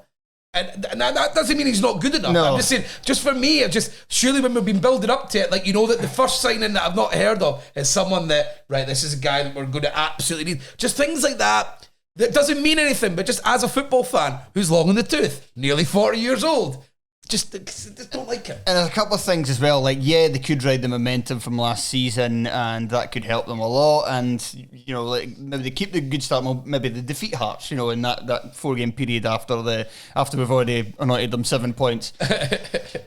maybe that could continue, but the thing about it is that if you're expecting that to happen, we already saw that momentum start to falter in the second half of last season. They were nowhere near as good as they were in the first half. Not good against the good teams as well. Yeah, they stumbled to get over the line in the end. And if there's Falkirk fans listening to this who are not happy, and I think the one example that you would throw back in our faces is look how well they played when they went to Celtic. I hear this all the time. And was it League Cup or the Scottish? I can't quite remember. 5-2 finished. League Cup. Finished 5-2 in the end, but they took the lead in the second half. Played very well. Couple of things with that. One, Brendan Rodgers saw them, the best team you played. Doing the Phil Guardiola. You never go Phil Guardiola. It's a one-off game. So, the other thing's that it's a one-off game, as you say. You catch Celtic cold. Celtic probably don't put the got me off St Johnstone last season, by the way. Yeah, there's that as well. Probably don't put enough homework in. Probably don't take their opponents too seriously until they're 2-1 down in the second half, and then they're like, okay, we better get our finger out here, and then they score 4 goals without reply and win 5-2. It's also a case of when you catch somebody cold, when you're coming from another league and they don't know enough about you, don't know enough about your players. When you're in the same league as guys every single week, teams very quickly pick up on weaknesses and can very easily exploit them. And that's why it's apples and oranges to say, but we'd played so well against Celtic. It's just a completely different kettle of fish. And it's like Donaldson, you don't know how long. I mean, he's injured again, Cole Donaldson, to play in defence. I mean, even then, Cole Donaldson has never looked like a Scottish Premiership top flight player. But one thing we have to be excited about is to see Adams coming in at right back. Yes. I mean, the way that people were raving, I don't watch a lot of lower league football, but the way people I respect talked about him, and I don't just mean Telford about that, just everyone who watched him was so excited. I'm a bit surprised that a team, because of how much people are raving about him, I thought, because now you could risk it if you are Hibs, Hearts, whatever.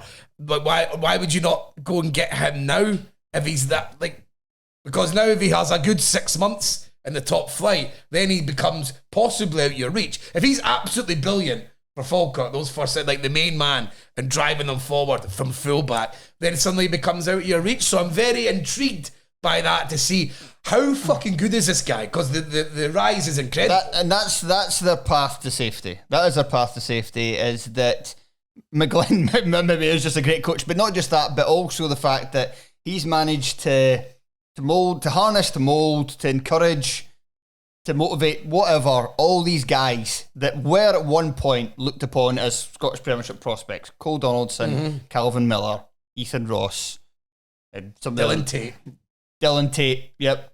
Lewis Nielsen. Liam McCann was on the books. Don't think we're going to go as far as Sean Mackey.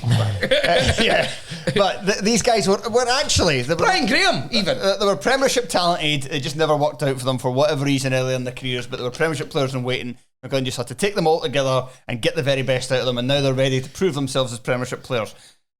It's a big ask. That sounds very much like a fucking Disney film. It's a big ask. I mean, I am more than happy. I would kind of want to be proved wrong by Falkirk. I'd love it if they came up. It's because it's cool. And they play good football. They were good, yeah. As I say every season, I want teams at the bottom half of the Premiership to play good football, because it's fucking so turgid to watch these teams every single week. And it's a great narrative if McGlynn continues that rise and he takes the Premiership by storm. It's like, okay, then things can be different. I just struggle to see it. But what I'll say is that it's encouraging, without being attendance wanking, but it's good that Falkirk came up because they've got a big following. I mean, they're going to give in 600 tickets. They're just away fans. On the Jambo lead. Fair play to them, because it means if there's more Falkirk fans and they can get to the point where they build the fourth stand, that's only good. So it's like it's great to have Falkirk back in the Scottish Premiership. I just fear for them. That's all. Yeah, I just think that because of how fast it's happened, and like I said, right at the top of this section, it's just the loyalty and the love of this. I also think, and it would me as well, please do not, I'm not talking down to a Falkirk fan, I would be cock-a-hoop if it was Hibs. So Hibs on that 17-game unbeaten run, and I believe we're never going to get beat ever again. So please do not, it's not that I'm talking down, I get it, but I feel like you're blinking because you watch your team run two and you just think that that's it, we've cracked it, and I know that's how you'll feel, and that is, and so you should, but it's an outsider looking in, it feels almost impossible. So the best thing for them to do is just to make sure they sign 3 or 4 more players that are absolutely 1 trillion% straight in the team. And I don't know if they're willing to do that because I feel like there's too much love for what this group of people have done. I thought you were going to say just rip up and sack McGlynn. You love the next Premiership. You're starting it. There certainly is too much love for it because, as I gave example, the Sean Mackey contract extension after they won the Championship didn't need to happen. But I do wonder whether some of it is that a lot of these guys are just under contract anyway. But they still could have supplemented it with a few more pieces. So hopefully, I said they've still got time to do that, but you would want it to be further on. And it's like, I think Brian Graham's going to be a cute signing. I think he's going to be quite good. I think he'll probably be better than we've expected. I do believe he's improved with age when we watch it. I do believe that. So I do think you might see him at his best. But again, you can't be relying on 37-year-old Brian Graham and Ross McKeever to get you going. It's not going to be enough. They'll get Graham having a good season would be him getting like 7 goals. That would be good. That's not going to be enough because Ross McKeever's going to score 5, and that's not going to be enough. Simply. Right, so let's move on, and we come to Hearts. Last season they finished in 7th place, missing out on the top 6 on the final day before the split, and what was just a dreadful season overall for the Jambos. They, as Joe already mentioned, got off to the worst start to a campaign in the club's history with no victories in their first 10 matches in all competitions. Stephen Naismith was sacked. He was replaced by Neil Critchley. He wasn't the guy for the job either. He was punted after the first game in the post-split fixtures when Hearts lost at home to Dundee. And for a second, people were talking about Hearts possibly getting relegated. That was fun. Yeah, that was a fun moment. Never going to happen, but just a fun moment. Yeah, it was never going to happen. Liam Fox, thank you for your service, sir. Stepped in, won the final 4 games, and the Hearts finished 7th. But yeah, there was so much that went wrong in this season that actually promised quite a bit, having cantered to 3rd the season before and getting back into European football. But it's been an interesting summer for Hearts because they've got a new manager in Derek McInnes. Tony Bloom's investment in the club has been rubber stamped. He's now got his shares, and the 10 million that has been pumped, not all of it, but some of it is already getting kind of used up in the team with many players coming in. And Joel, Hearts fans are excited.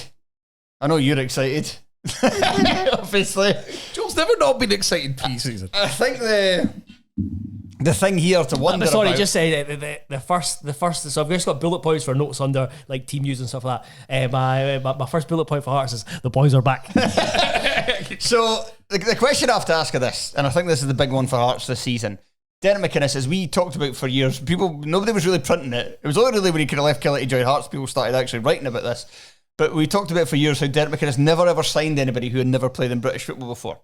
Now, I think there's not as many as you would think so far that have come in from abroad. I think there's maybe 4 who have not played in British football before, but there promises to at least be, hang on, I haven't got that right. 3. Only 3 so far who haven't played in British football before. No, more. So, Braga, I've got Braga. Well, I've got the ones that are signed, sealed and delivered. So Braga, Kyrgiota, Borkovic, Kiridis and McEntee. Oh, British football, sorry. So 4. So 4. Right, 4. Yeah, sorry, yeah. So there's 2 more to come, yeah. With 2 more to come. So will Derek McInnes be able to adapt and just welcome in and all these foreign guys, all this foreign muck that he's most of his career avoided unless they'd already played in British football before? Is that going to work out? Is that transition going to go seamlessly? Yeah, absolutely fine. Speaking of him, he's... No, just your delivery of that line. I've never seen something good. So yeah, I'll be absolutely fine, no problem. Put your name on that trophy. Yeah. The delivery of that was exactly how it should be. Honestly, he's as far as I'm aware, he's bought fully into it and he's been heavily involved in like speaking to the guys that are coming in. It's something he knew was going to be part of it. I think he would prefer, or not prefer, I think he still wants Scottish or British players because he wants to have that core that understand the game. But he's fully bought into it, and you have to say that some of the guys were already pretty much signed, sealed, and delivered before McInnes came in, but they fit into with what his profile of player is wants to be. But yeah, he seems really encouraged, certainly by a few players. I think that's a key component to, like, I'm not going to just play the naysayer because it's a bit boring, but like, I think the key component about the sensibilities of, yes, we're going into different markets from what McInnes would normally use, but it's still the style of player. Yes. And I think that is, if I was a Hearts fan, that would make me feel a lot calmer about, because at first, as we always said,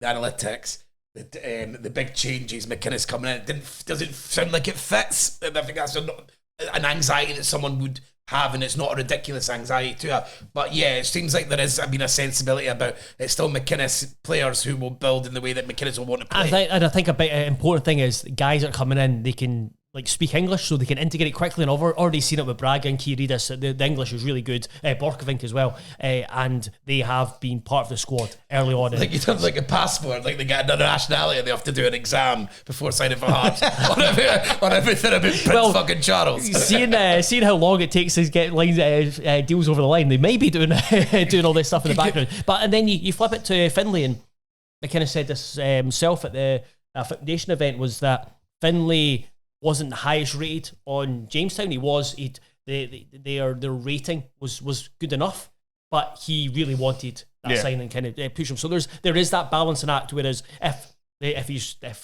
Stuart Finlay's rating was really bad, then it would be very, very difficult to sign him. Right. Okay. Yeah, thank God Hearts have discovered it. Do you think everyone else will start using it? Yeah, if it's Tony Bloom's day, it's just apparently it's different from all of them. I don't know what makes it different. Tony is gold standard. My favourite one was world leading. I heard that Chelsea tried to buy it off Tony Bloom.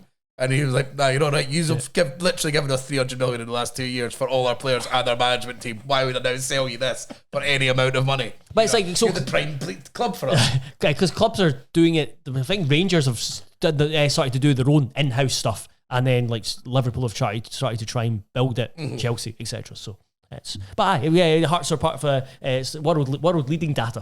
Everyone's jealous. So a big part of the summer as well, Lauren Shanklin deciding to stay. Fucking hell. Massive. Did anyone need to keep talking about this?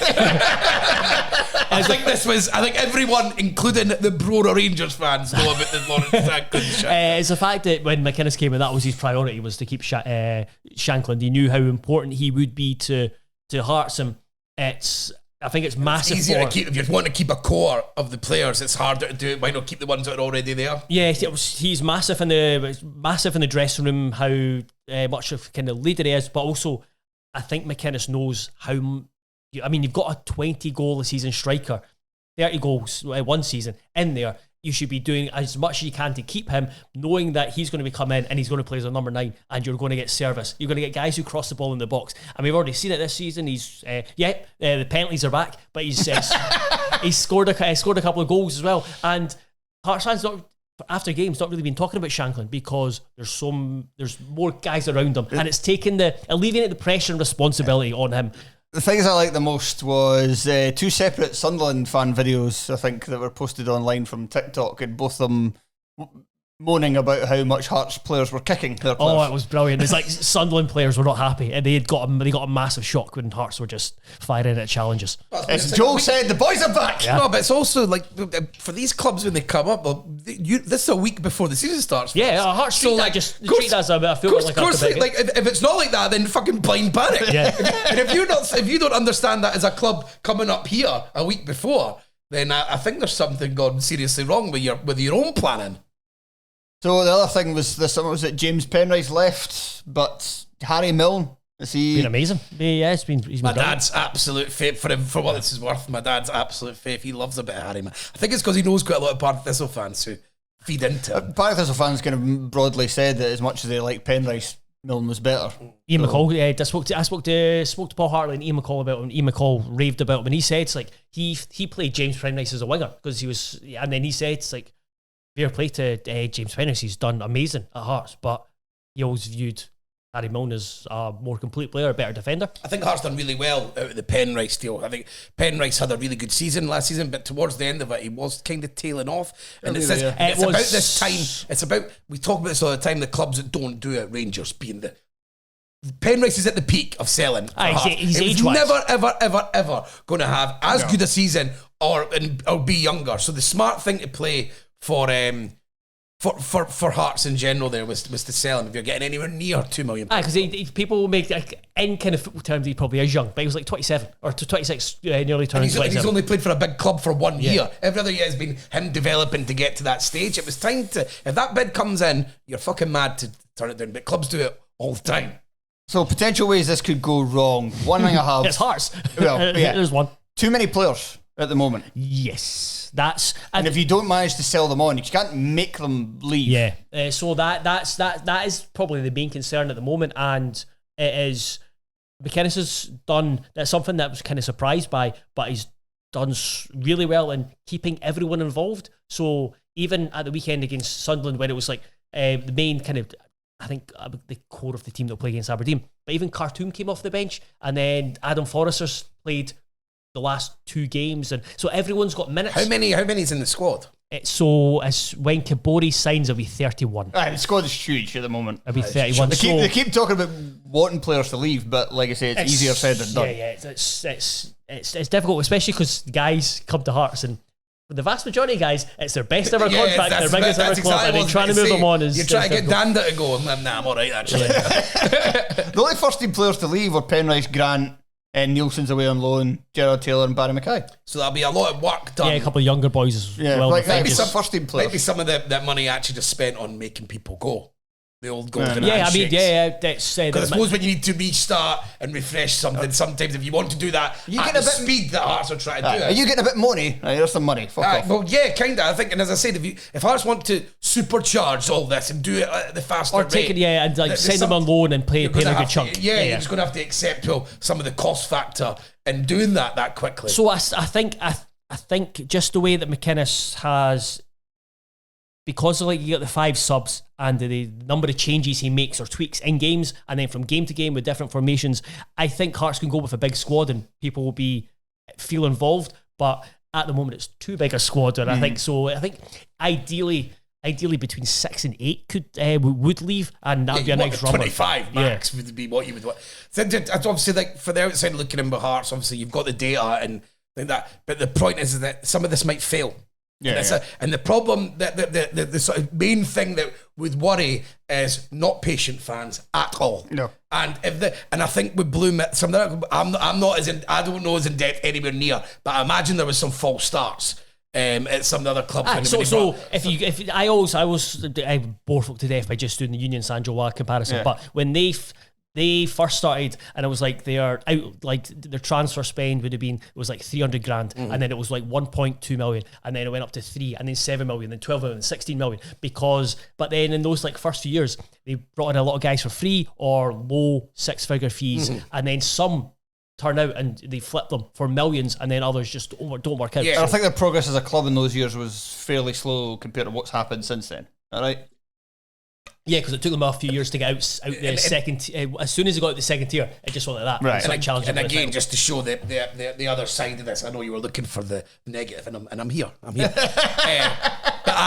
in Scottish football, the patience and style and people moaning, and the fact that Hearts are a massive club in a small world makes all of that much more difficult than I imagine it does in some of these other leagues. I've said that with I know Brighton are a Premier League club and Union San Joa have won the Belgian league, but there's far more. There's more intensity around Hearts than there is Brighton. There's more intensity around Hearts than there is Union San Joa. They've got their own people writing papers, and I say this all the time. I was talking, like, to bring my dad up. I have this argument all the time. Is like some of these guys that come up to the lower leagues in England, the players and the managers, especially the managers. There might be similar amounts of people in the ground, but the only people that give a fuck about Walsall is the one Walsall paper. There, in Scotland, every radio station's talking about it. Everyone else, there's so much more pressure. Caught Critchley, I think he was unaware. He was like, well, there's a lot of people here. And there's a lot of people, but there's a lot of people, outsiders, putting their oar in, giving opinion, and that being, like, as you say, in the BBC Scotland, there's a podcast every day on that environment, and there's people like us doing it, and there's all the club ones because the intensity level, and that might be where,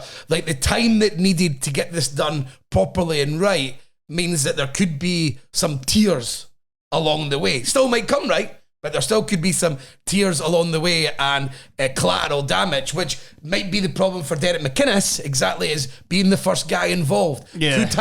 I think there's a lot more risk to this for McInnes than maybe what I considered when he first came in. Is that because this is him taking that jump both culturally in the way he's going to manage a club, and then secondly, again, coming in at a team that's doing a lot new, a lot different, in a new environment than when that's normally been challenged before, that could end up with him either looking like a god, like really going really well, or he's the collateral damage for this. And it's a big name in Scottish football that takes the collateral damage. And then where'd you go again? We come back, then you're down at Killie, then you're just bouncing about Killie and Motherwell and that all the time. And that's not good. So I've got them 4th. Joel? 3rd. There's absolutely no doubt that I was going to... Sorry. I'll go 4th as well, for the obvious reasons of, you know who I'm going to say is 3rd. Yes. Speaking of which, Hey. Hibs. So last season's 3rd place team, a legacy changing moment took place last campaign. Up there with Alex Ferguson's struggling Manchester United side winning away at Nottingham Forest in an FA Cup tie replay. The career prospects of David Gray, Rocky Bashiri and probably many other players changed the night that Hibs equalised twice in stoppage time against Aberdeen to buy their under-pressure manager some time. And boy, did he use that time well. They then followed it up by losing only 4 more games for the rest of the season, 3 of which came at Celtic Park on the way to a 3rd place finish that should have carried them straight into the group stage of European competition. But as we've covered many times before, Aberdeen had something to say about that.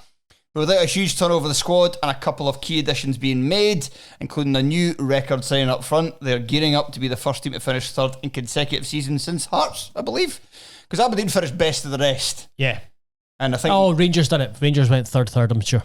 Oh, yeah. That's not good. So, yeah, okay, the first... Third team we want to do it. since Hearts in the early to mid noughties. Tony, do you fancy... Well, you've said you think they'll finish 3rd, but what are the reasons for Hibs finishing 3rd 2 seasons in a row when nobody ever does it? And there's a big question about obviously what happens in the next 2 weeks with European football. I think that will have a major impact on this.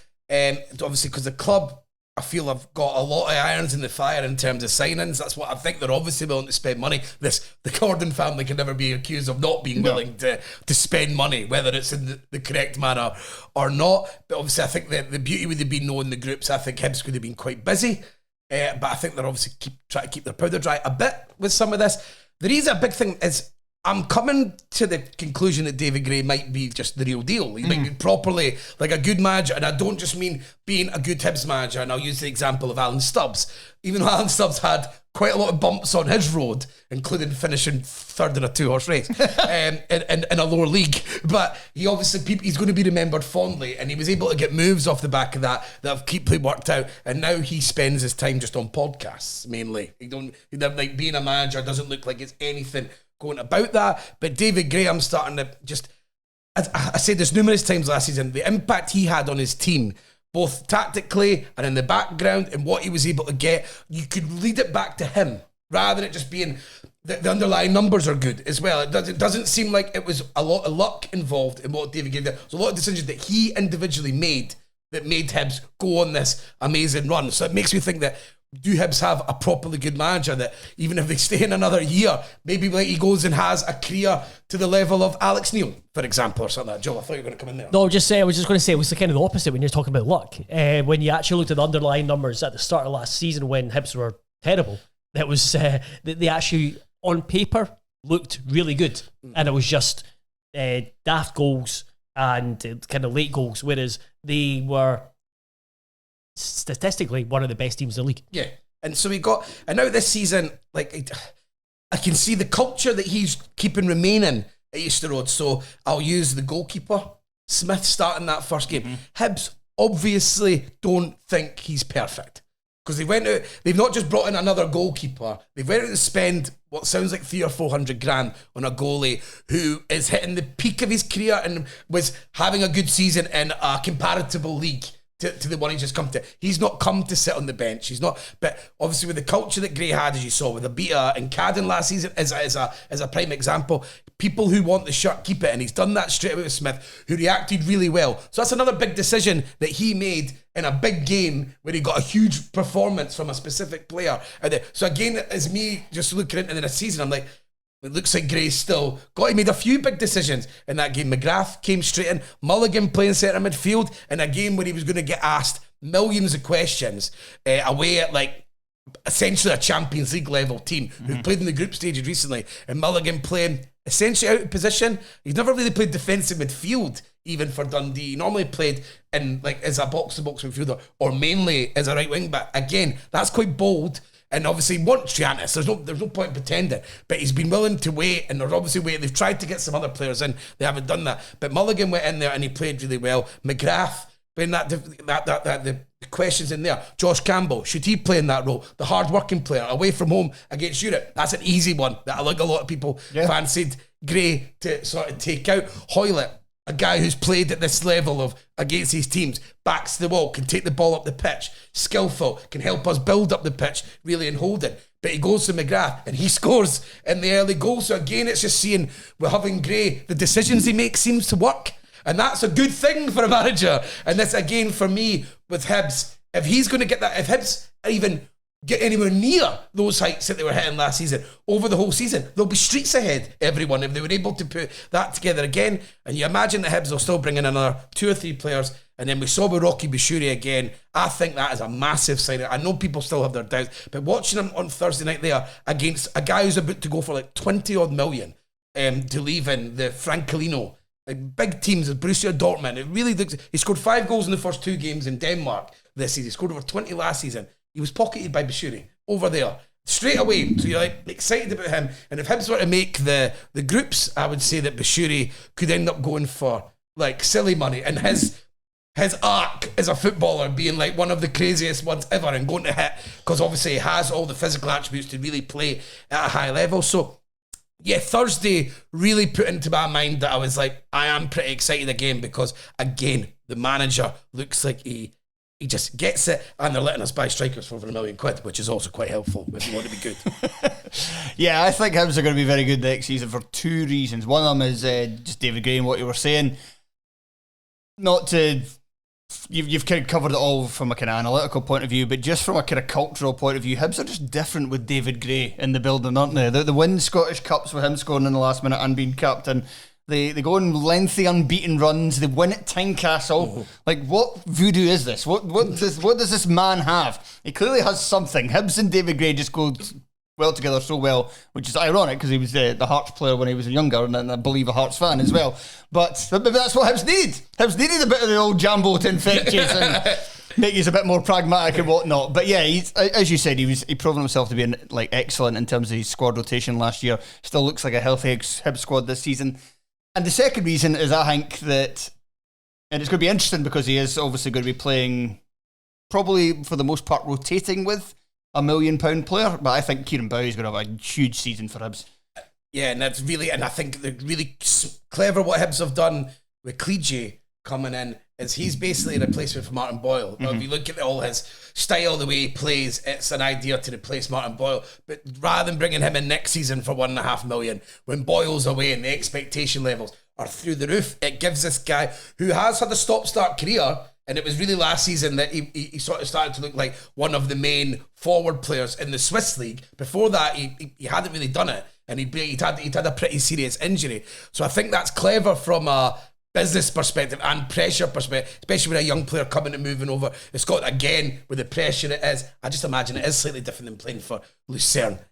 So I think that's a clever move again, and again, indicative to the way that Hibs seem to be just a lot better run.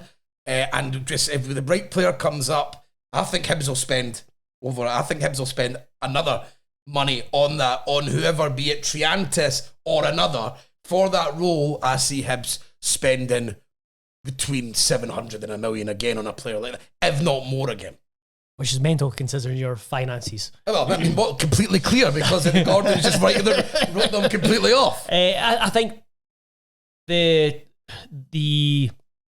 The squad, the good thing about the squad is it's clearly tight knit. There is a really good, it seems to be a really good dressing room there, and they've got a really good manager who everyone wants to play for, and you see that with interviews, and even when he was under that kind of difficult period, like it's easy for players to come out and say, "Oh, it's like, we're playing for the manager," but it did feel like the Hibs players actually meant it.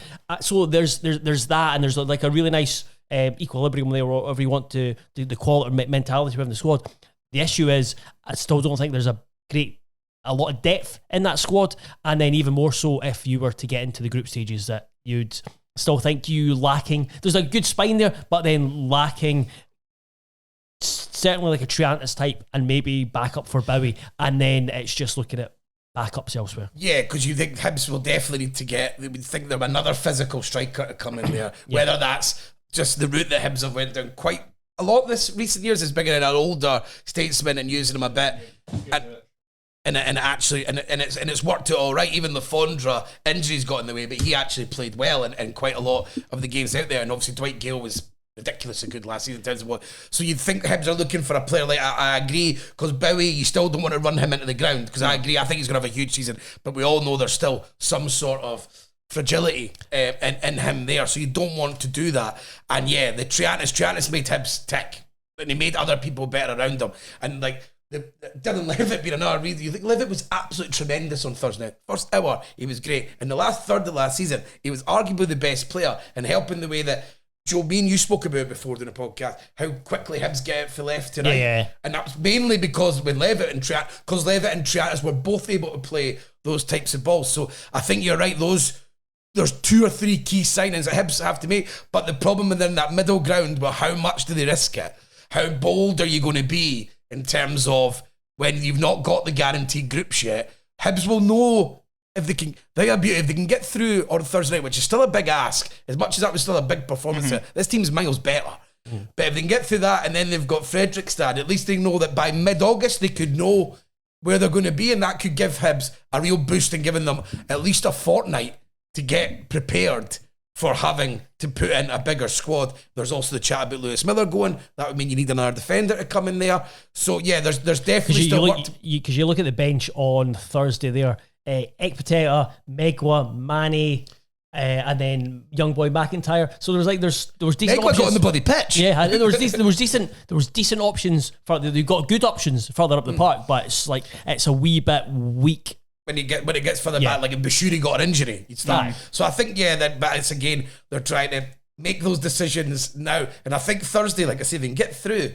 And then the Fredrikstad is well, I think Hibs would arguably go into favourites in that game. I think they're a mid-table Norwegian team. Yeah. And they've been in the lower leagues in Norway. I think this is just, it's the luck that you need for a team to get to the group stages at this point. And that would be the thing that would be the key that Hibs would be able to then punt if they wanted to make the squad deeper. But there's a level it's like drawing a Kilmarnock. Yeah, exactly. Yeah, it is essentially. And it's like, how much do you, but right now, like, we don't need to risk that at the moment and upset the apple cart in terms of, because then we could have an absolutely bloated squad, which is not what we want to have, because last season it really worked, having it quite tight using 16 guys, 17 guys. So there is that bit about how they cope with what could happen in the next fortnight, and are they ready to do it?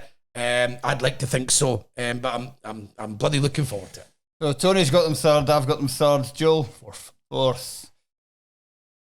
Kilmarnock came up there. Speaking of which, the 2024-25 season had a lot of promise for Killie off the back of finishing fourth in the previous campaign and retaining most of their squad, but things didn't go according to plan. They struggled at the bottom end of the table for most of the campaign, and even though they stayed up, they saw manager Derek McInnes leave for Hearts at the conclusion of it. He was replaced by Stuart Kettlewell. Not exactly the most popular of appointments at the time, not quite Stephen Presley at Dundee levels, but I think fans were pretty underwhelmed. However, they have played in the Premier Sports Cup group stages, and fans have been impressed actually by what they've saw so far. Kettlewell seems to be turning Killie into more of a passing football team. They're going to build it from the back. Combinations, triangles and whatnot. There's a lot of players coming in. I don't know about you guys. This is the kind of team where I'm like, there's two teams where I'm looking at them and going, 12th, 3rd. Wouldn't be surprised by anything in between. which is kind of Kettlewell's MO as a manager. It's a massive turnover of the squad. Huge. Especially with... You want to say some of the guys have got out? Bobby Wells, Dan Armstrong, Liam Donnelly, Fraser Murray, Corey Ndaba, Joe Wright, Stuart Finlay, Kyle Vassell, even include Kieran O'Hara, who played half the season in goals last year. So that's a huge... I don't think they needed that big a freshen up. They did need a freshen up, but I don't think they needed but there's not much they could do about it. And now with Corey Ndaba moving to Serie A, it must be the most surprising move of... I think the whole league now has joined together and go, we've got them. We've got Italy where we want them. We can punt anything we want. And Ndaba was a good player, don't get me wrong, but I didn't see him being the one that makes quite a huge jump from Scotland to, so, but as much as I did rate him as a player in general, so maybe that's something. So the thing they'd freshened up. Striak, he went the goalkeeper, so I think they've made an improvement in goals. I would say if he's as good as he was in his final year at Livy, he's an improvement on McCrory and O'Hara. And then staying up to, based on. I managed to watch him against Livy. That was on the telly. Stanger looks like a good player. He's big, solid, and he's decent on the ball. And that's obviously a big thing that they're going to have to do this year if Kettlewell want to play. And they've got Brandon, Kilty, Tiffany. You know what they're going to get. But we'll do Dackers in a minute because we're all excited about them. But we could do the two of them together, the two forwards. Let's do it. Like Dackers looks good, I'm going to say. Bruce Anderson seemed like he's going to be the odd man out because so far it's looked like Dackers and Daniels. But Daniels looks quite Humpty Dumpty on the ball. Look pish, but Anderson, it was like Anderson brings the chaos and the work rate that you would want for that. Get him up with Dackers, and I'm thinking that's a problem for teams. Yeah, it seems to be so far that he preferred Dackers and Daniels looks more like the penalty box player. His touch is erratic. Whereas Dackers, I was actually surprised by how good of a footballer he could have looked from the little I saw of him. I watched that game against Livingston and as I posted on the chat, he done 3 ones where his touch, he laid it off to people and he held onto the ball till the right time and delivered it, and that was enough for me. Because when they're 6'7", this is the beauty or the danger of being that big, is you can't take your eyes off them. So if they start doing shit stuff, I've made an opinion about you then. And if you do good stuff in the big, you're like, wow, this guy actually looks pretty good. Handy for a big man, all that. And if he's got a bit of like chaos factor, if they can get the ball into the box, because I'm worried about lack of goals from the two of them, because history would tell you on these two players that there's going to be a lack of goals. But I think he'll be a quality player for people to play off as such. And if you get the right people around him, like Watson, like in terms of like playing an attacking midfield role, like if they build the right team, they could get a lot out of Dackers, I would think. I mean, you flip it to the other side, and you talk about Stanger and Strick. The back line looks good with Dees and Mayo. That looks like a nice balanced trio, and it gives you a nice foundation, a nice base to play from. And then you've got Watson. Can you wring another year out of Liam Polworth? I'm not. That's one where I think there's an easy upgrade. Well, they've got Watson, they've got Lyons, and if they have a third midfielder that wants somebody a bit better on the ball, this is where part of my concern comes from. Josh McGinn, it's like Kyle McGuinness. Kyle McGuinness. Certainly be concerned if it was Josh McGuinness in that role. It's always like if he can stay fit, but then again, like you're saying about the strikers, is that you look at historical evidence, it's not going to happen. There is an alternative plan, which is somebody who's looked good so far for them, is Tom Lowry. Yeah. However, look to his history, also somebody that's had problems with injuries. They could have the 2 number 10s. It could be pivotal to this all working, especially for a team that's going to play football, going to play it on the deck. That you're going to have one of these guys staying fit, and whether that will happen for this season. Asked Craig Anderson about Lowry just because obviously him and Brannan being the other player who looks like the young 18-year-old who has scored 3 goals in the from wing back in the Premier Sports Cup, who has also been playing apparently at his wrong position as well. He's a right wing back. He's been playing on the left, and he's been cutting in and shooting, which exciting. But with Lowry as well, he's got body shape, and he said he was like Malumbu, is what Craig Anderson. Oh wow, that's high praise. He said he sort of reminds me of Malumbu a bit. Slightly less high praise now. Yeah, but he's great on the ball, good body shape for protecting it, quite terrier-like, which is kind of what you would need if you're going to be that small. Played in the Scottish Premiership. I was asking him about Brannan because obviously it's just can't help but notice when a guy scores a 18-year-old scores that, and I was like, is this one of the ones where like the manager's coming and I do love these ones when they happen, when a new manager comes in and he just plucks, it's like he wants to make a statement and he plucks someone at the youth, but they actually turn out to be really good, and you start thinking, manager should do that more, Just actually chuck a player in and like give them just a chance sometimes. But he was saying that McInnes was a big fan of Brannan and would have used him towards the end of last season if he wasn't away out on loan, where he had a really impressive spell anyway. So it sounds like Brannan isn't like been plucked out of obscurity. There's an obvious talent there. Yeah, so they're planning on using it. And you mentioned Polwarth. Maybe there's a bit of money to be made on it, like not money to be made, but money to be freed up. You say, hey, Lecce, do you fancy another He's been learning Italian. We've got him in Duolingo for last year. Got like McCrory, Polwarth, and I think we might have found the end of like the Marley Watkins stuff, where he's that handy a player. Like, he really seemed to drop off a lot that season over a guy, even not just being like the nuisance. He had to play a lot of football though, so if he can still kick around in that kind of fourth striker role, that that can make him miles better. Yeah, game where you don't run these players into the ground, maybe you can get more out of them. But there's wages in those three guys. I'm assuming McCrory, Polwarth, and Watkins, that they can maybe free up to allow Kettlewell to bring in some more. But loads of midfielders, so you're looking at 3 at the back for Kettlewell again, and then six in midfield, 1 up front. He liked a bit of that, didn't he? Or like the 2 up front would be the way he's going. Another potential, talking about injuries with our creative players, a problem they do have at the moment is that Matty Kennedy is not due back. So it was announced in early June that he'd be out for several months. Haven't seen any update on that, but that you would think, usually when they say several months, that's like about 3 or 4. You think that's going to put him out till September at the very earliest.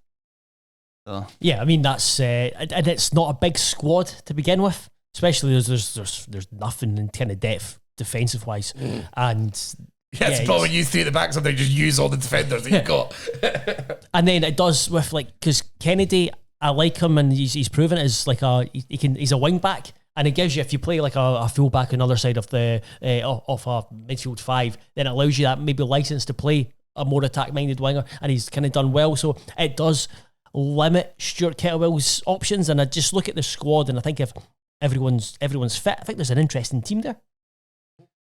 Sad no Armstrong for Dackers coming in. Oh yeah, with those crosses, there might have been an avenue into something that we like. 2 guys coming together for 6 goals in a season or something like that.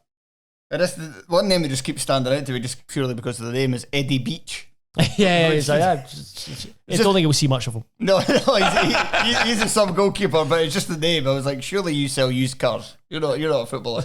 So yeah, it's kind of hard to talk. Kelly and a team coming up quite soon are 2 teams that are hard to talk about because we've not seen a lot of them. They've had a huge turnover of players. They've got new managers. It's hard because we just don't know an awful lot about these guys that are coming in. So we've not really said too much about Kelly, so apology to Kelly fans. But where do we have them finishing, Joe? They are, as with the other team you alluded to, the most difficult to pigeonhole for me. So I've got them at 10th with an asterisk, where it's like there's a very good chance I could maybe be wrong here. I had them in like 7th. All right. 7th or 8th, I can't remember. It's one or the other. Which one would you like to put me down for? Put me down for 7th. 7th. Kettlewell, mid-table. I'll go 7th as well. I got a good feeling about this. Kettlewell someday, because it's a huge job for him, isn't it? Because if he doesn't do well here, that's maybe the end for at least a serious stretch of time. His kind of credentials as a top flight manager, done well to kind of recover things at Motherwell, did a decent enough job initially at Ross County, but ultimately things ended badly there. If things go badly this season, and they struggle pretty much from the start, and he doesn't last the campaign, then it's hard to see him coming back. An early trip to Fir Park as well, end of August. Lovely. Like with Kettlewell, rightly or wrongly, I'm not adding about any allegations or giving opinion on either of them, but it's just he's brought a lot of eyes on himself. Yes, he has. Yeah. And that can work. That can work negatively. But if it also, like I said the other time, it can also work really, really positively. Like I was saying for Dackers, you're not going to not notice what he's doing. I will know every single touch Dackers makes over the season, and now I'll know every single decision Kettlewell makes. We have 2 new teams in the top flight this season, the second of which is Livingston. Like any good killer from a horror movie franchise, the Livy Lions just won't die from a Scottish Premiership perspective. We thought we'd finally got rid of them. We thought that would be them gone for a long, long time, but no, their hand comes reaching up out of the ground, and they are back once again, having defeated Ross County in the Premiership playoff final. They've got a new pitch. Just in time for it to be ripped. No, just in time for it to be ripped up at the end of the season when the new laws come in. Will I've got down my notes. Will that be enough for them to survive? What, just the new pitch? No, I think I missed out something there. But they also have a raft of new players coming in, and will that be enough for them to survive, Joel? Yes, okay. I'm quite. Even though I think their signing policy or just their squad in general is quite championshipy. Sorry, can I check? Did we do Falkirk their position to finish? Yeah, I just assumed it was 12. Oh, good. Yes, I don't think I said it, but that's what I meant. Yeah. Sorry. So as soon as they came up, I was thinking they are going to handle the Scottish Premiership a hell of a lot better than Falkirk. Yes. And they will adjust well, and they'll just finish comfortably Yeah, mid-table. and then they started signing players. They started saying like Shane Blaney and Zach Rudden, Conor McLennan. I was like, 35-year-old Graham Carey. Cammy Kerr. I was like, I'm really not. Do not disrespect Graham Carey. Oh yeah, I forgot he's a big fan. And then you're starting to think, I really don't know about Livingston. However, I do think there's no analysis here, just kind of a feeling or vibes of like Martindale, and I just think they'll have almost a point to prove, and I just think they'll have almost a chip on their shoulder coming up. Well, you said as well, like Martindale's, like you said, the recruitment looks a bit championshipy, but that was Martindale's kind of whole thing when he was in charge the first time, championshipy, and then I was going to say finding forwards for nowhere, but one of those forwards they found for nowhere was Lyndon Dykes, who was a championship player. Yeah. So this is how Martindale's worked in the past. So Zach Rudden is going to be Scotland international. Rudden was a mad one when you saw that. Fucking mental. But but then they signed Mohamed Salah. I know he didn't have a great end to his time at Dundee, and you're thinking, oh, okay. Macaulay Tates came back. I think it's a big move for him and a big, certainly half season for him to make the step up and play regularly in Premiership. And also, I think we should say as well, over the course of, and I would say like Livingston, looking at their kind of outs of summer, they lost Jamie Brandon, Liam Kelly went as well. He started to get good for them again, but Stephen Kelly, but he was somebody that was a bit of his form dipped in and out over the last couple of seasons. Brandon's a big loss. He was captain, played right back, played in midfield. That's something that's going to have to require a bit of attention, and if they do struggle badly, that's going to be a big thing for them. What I would say about you compare them and Falkirk, I think they've done more to improve their team overall than Falkirk have. And I would say that at the end of last season, over the course of the campaign, Falkirk deserved to win the title overall. But if you're just taking kind of the last few months in a vacuum, Livy looked like the better team. Yeah. And Macaulay Tate, I think, is an interesting one because he did have a good loan spell last season. I think there's expectations for him to make a step up. And Livingston might be like the right place to do it. And doing it in beside Scott Pittman and Silla sounds plausible. Yeah. Of like a world where all three of these guys, and a guy like Tate, it's almost like Silla can be in there to look after him. And I don't just mean that in ability sense, I do mean like physically, like being like a guy who can stick up for him and Sinatra. And Pittman will score 4 goals or 5 goals. Like, well, like, we know that will just happen. An interesting one with Carey is, where does he get used? Are they going to use him as a winger, or are they going to be using him as a 10? Surely a specialist off the bench. Yeah, and they're going to do something that they're not going to do something that St Johnstone did and use him as a right wing back. Surely not. But they brought in Montgomery, which is a good signing. Relatively, I think that's a decent signing. And again, with Carey, if you do play him on the left or cutting in, Montgomery's got the legs to maybe support that and give him the room to maybe be able to do that at certain times.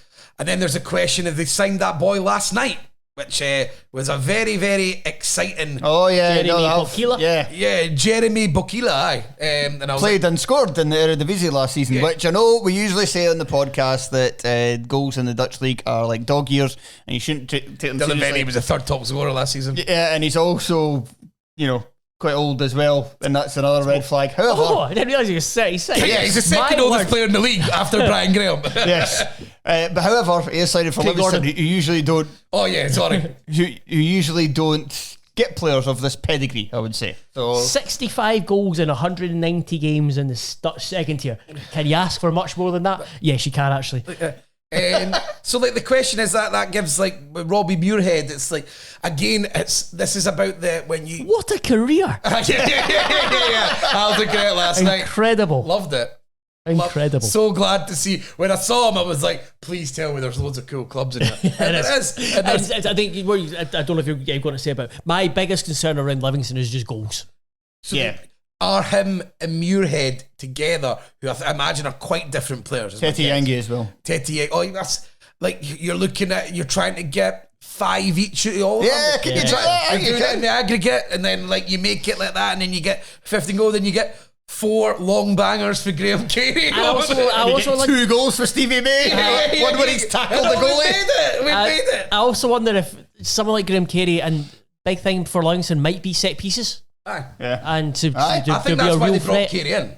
I think it was simpler. I think you were right. Like just It's one of the best deliveries in Scotland. so. Then when you're, I think we speak about this quite a lot. See, when you're quite shit, you do need to just accept that you're going to need to bring weapons in. So you can't bring complete players in. So you just say, I'm going to need a delivery sometimes. I'm going to get this older guy who I'll use sparingly or as much as I can because he brings that element to the team. And we always talk about when talk about the Scotland national team, and sometimes when you're talking about the subs, people make a moan about saying it doesn't matter about what Clark does, but sometimes you're like, well, just bring in more weapons because we're bringing them off the bench. It's probably because you're going to need them in a specific moment. And I think with Livingston, Martindale's a guy who gets that. And he does bring in players to do very specific roles, and he's a manager who sort of understands players' limitations, which is probably a reason why he gets so much out of players that haven't been so good, because he puts them in an environment where I'm going to ask you to maximise your attributes and what you're good at rather than try to get you to be something you're not.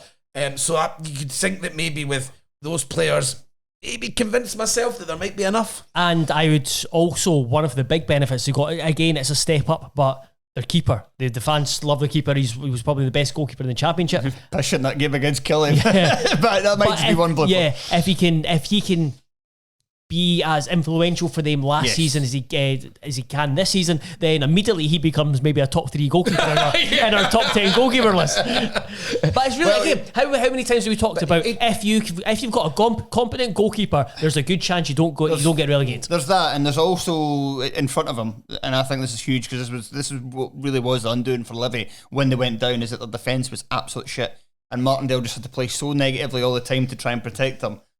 Ryan McGowan and Danny Wilson, very good partnership at the championship level last season. Not quick.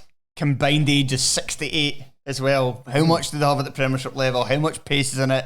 How much does that mean? Silly, you found it hard protecting that Dundee defence last season. How much do they have to sit deep? That's something I think is going to make or break Livy this year. If those two are done at the top flight level, they just don't have it and just don't have the legs anymore for this level of competition, then Livy could easily be worse than Falkirk.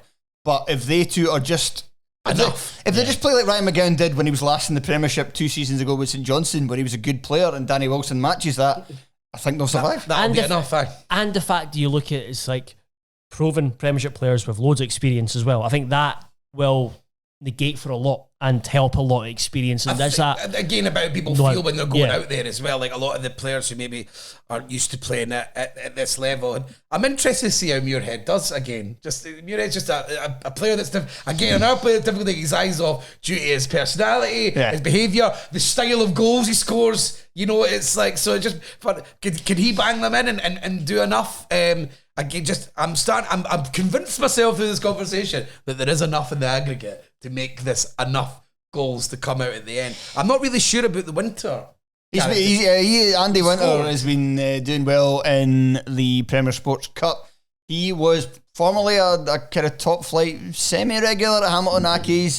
That's Arbroath won the last season. Yes, League One last season. I didn't click on it. I didn't click. I saw his name. I was like, "Where's what? How do I know him?" Yeah, Andy Winter. So he's only 23 though. So maybe this is Andrew Shinnie. This is if you're a Falkirk, 3 goals. I can understand if you're a Falkirk fan, you might be tearing your hair at this because I'm now just saying Andy Winter. Yeah, maybe it's time for him to be a Premiership player. But it's just we've just got more faith in Martindale to to make these kind of Well, it's just to pull off these kind of miraculous escapes when you look at a squad and think that's not Premiership quality. However, the manager just has a track record of keeping teams like that in the division and not being an idealist. Yeah, which is the other thing that he's got more pragmatism in him, which makes me believe that and it'll be and this isn't a criticism, it'll be very difficult for McGlynn to change with this group of players what he's been imprinting into them for 2 years. Yeah, it's and really hard to do that's why it needed to be new players. That's a big thing for me, is just the without using a wanky word, the philosophies of the two different managers, the two different teams. I just think the Livingston way is much more suited to, and they've got more options, and it's just like they can change up a lot more. I can believe he scores 4 goals. I can believe it. And but it's like, this isn't what we want, Falkirk fans. I would prefer the other way of it going. And you've sort of brought people up, and you're playing them in the right way, and you come through, and you're able to finish 9th or 10th that, and Livingston go down and try to play. Even though I don't believe with that midfield that they brought in with Denham, he's obviously, I know he got injured, so I don't know how long that injury's for. 3 or 4 weeks, I think. So it's not the end of the world, right? And then you've still got Andrew Shinnie in there. So yeah, that's your 5 central midfielders. Really, I imagine they may bring in one more if they're playing with 6. I would worry about. We're just kind of penciling in Pittman to be good, but considering he wasn't very good the last time he was in the top flight, and he's now a couple of years old or a year or so older, that's a wee bit of concern as well. I've still got them 10th if you're asking. So do I, Joel. They're my surprise package 7th. You have committed. I love it. Yeah, Falkirk fans are just switching off.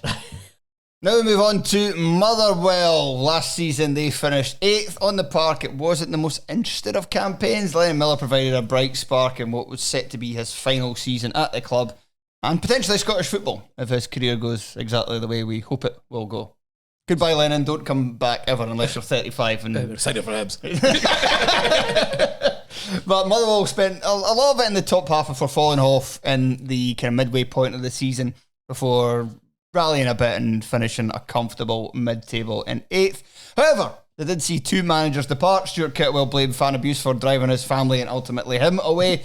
Then Michael Wimmer decided to pack it in after only 3 months due to homesickness. Now it is the turn of Jens Bertel. More Motherwell sickness rather than homesickness. He clearly made up his son. He doesn't have a son. Yes, new manager Jens Bertel Esco, I think is the right way to pronounce it. I definitely said it wrong the first time, but I think I corrected it the second time. And again, it is a whole lot of players going out, a good few players coming in, a new manager that...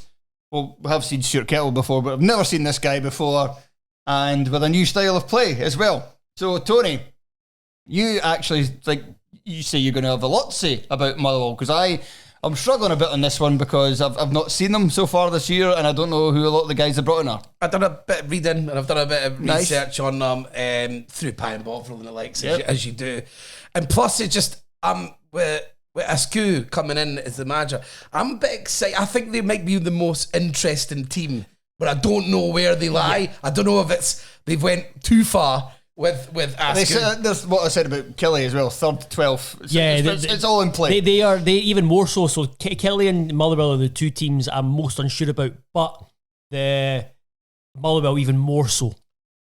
Like a swing, and even more so after watching them against Great Morton the other day. Like swinging from like them being an absolute joke, and this guy getting the same thing that happens to all these managers that comes in with these ideals and they manage the provincial teams.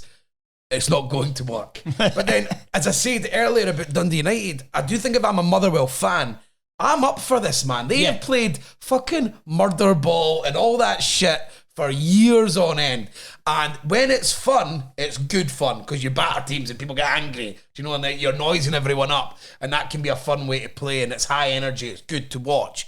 But then when it's crap and you're just kicking the shit out of people and lumping the ball about, it's rubbish. So, and eventually you just get tired of the same thing over a while. And I think, as I said earlier, this is a year where there is room probably for a team like Motherwell who flirted a bit with the bottom half and maybe flirted a bit with getting relegation, where you could have a bit of fun. And because they had Wimmer in last year, who I'm assuming isn't a million of miles away for Jens Askew in terms of style. I don't think so. The thing was that Wimmer came in and changed it up after a couple of matches because he kind of looked at the squad and was like, we don't have the players to play the style I want yet. But the fact is, I imagine some of these transfers were already in place. Yes, well, Fowler definitely was. So like, it doesn't feel like since they've not moved away drastically from the style of manager, gives me a bit of faith that obviously the work they were doing on the squad beforehand can still work in here. Fadinger, I was on Pie Bovril, a budget Kevin De Bruyne, exciting thing to hear.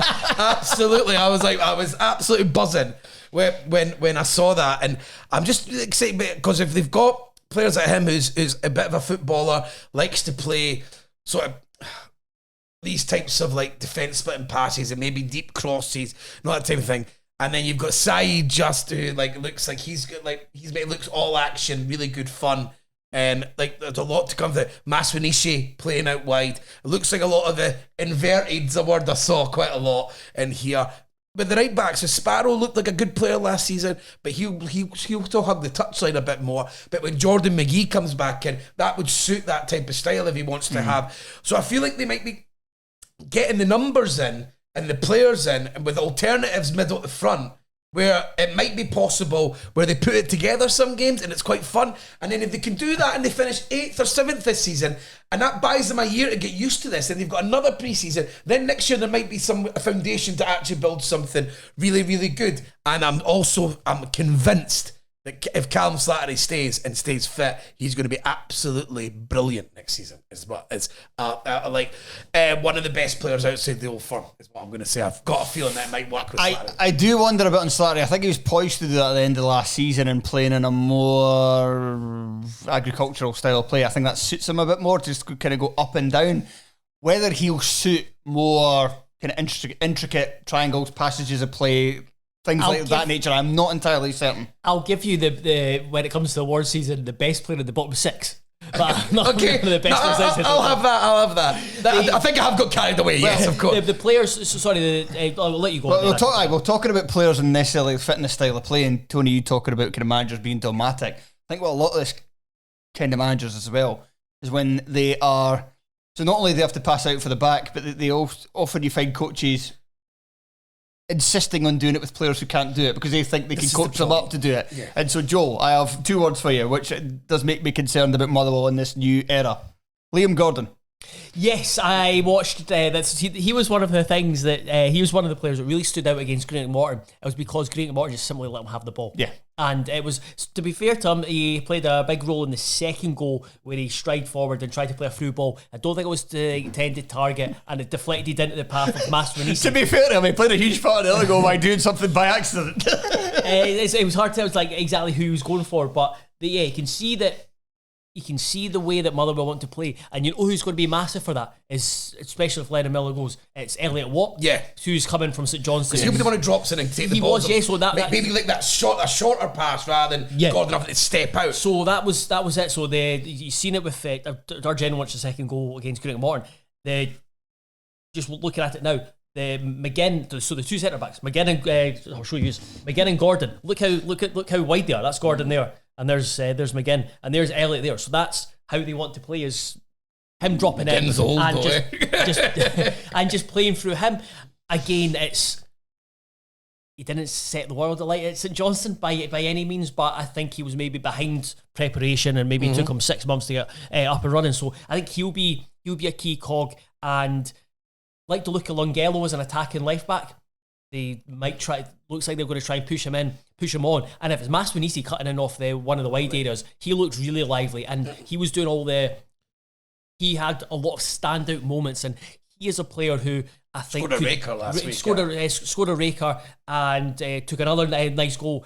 Had a nice piece of skill. We got brought down in the first half, which led to a booking. He is a player just instantly looking at can make them a big step forward, and could be a really key player for Motherwell. And to go back to my point about Slattery, obviously, because you were talking about the things that he might lack, well, when I was speaking to Graham and I was looking at other things, maybe about his position in games, he was getting a lot of license to just go and fuck with people. Right. Under this new manager, where he was being allowed to break from and go and press and chase and harry and being almost like the guy that you're going to use if he wants to do pressing. Let him do it. And it's again me wondering, again, I have no idea about Jens Askew, so please, but again, when you're talking about Elliot Watt dropping in, doing something he looks very, very comfortable doing, and the way that he's obviously come on with Slattery straight away in terms of that, maybe again, you've got a manager who's maybe cute enough and smart enough to see specific players and letting them magnify their attributes again, and that's something that might, again, I'm going on nothing. I'm going on nothing, and apart from like sign-ins and reading a few things and watching a few videos and stuff, but like there's just something there that maybe I think there's room to do this, and I think there's room for Motherwell to try and be an expressive football team for once. Yeah, what you mentioned, and I think you brought it up earlier on, Fowler, is that I don't think it's so. The last couple of seasons have been pretty dull because vast majority of teams, especially lower down the table, have played 3-5-2 or back three, and it's just been like teams have been cancelling now, and it's been hard to watch. Whereas you're actually looking at it now, and there seems to be at this early stage, there's going to be a lot more variety in the league. So you've got, for example, even Livingston, they've got a new pitch, and apparently it's very, very good, much better, and it's much more conducive to trying to play football, and much more conducive to actually watching a game and enjoying it on the TV. But you've got a manager and Askew's coming in. Falkirk, again, we spoke loads about their style of play, but the fact that the Premiership might be changing slightly, it might allow them to do that and be a bit more successful. Better. And like I said, it might, and Motherwell, it might allow them, they maybe finish 8th, but they have a few good games and they get excited and they progress. And we talk about in the cardio, like just I'm seeing a progression, so you believe, because I think a lot of that with a manager, you can even, they've only been bouncing around 7/8 anyway. If they do it next season where there's progression and they can believe in it, and then you go into the next season where it goes, right, we're going to need this to become more the results that at the end of it and actually make a go at something. But there's also the possibility they've got 2 goalkeepers, one who's like good with his feet but can't really save anything. So Ward, I think, is really good with his feet, and then Aston's a goalkeeper who can't play with his feet.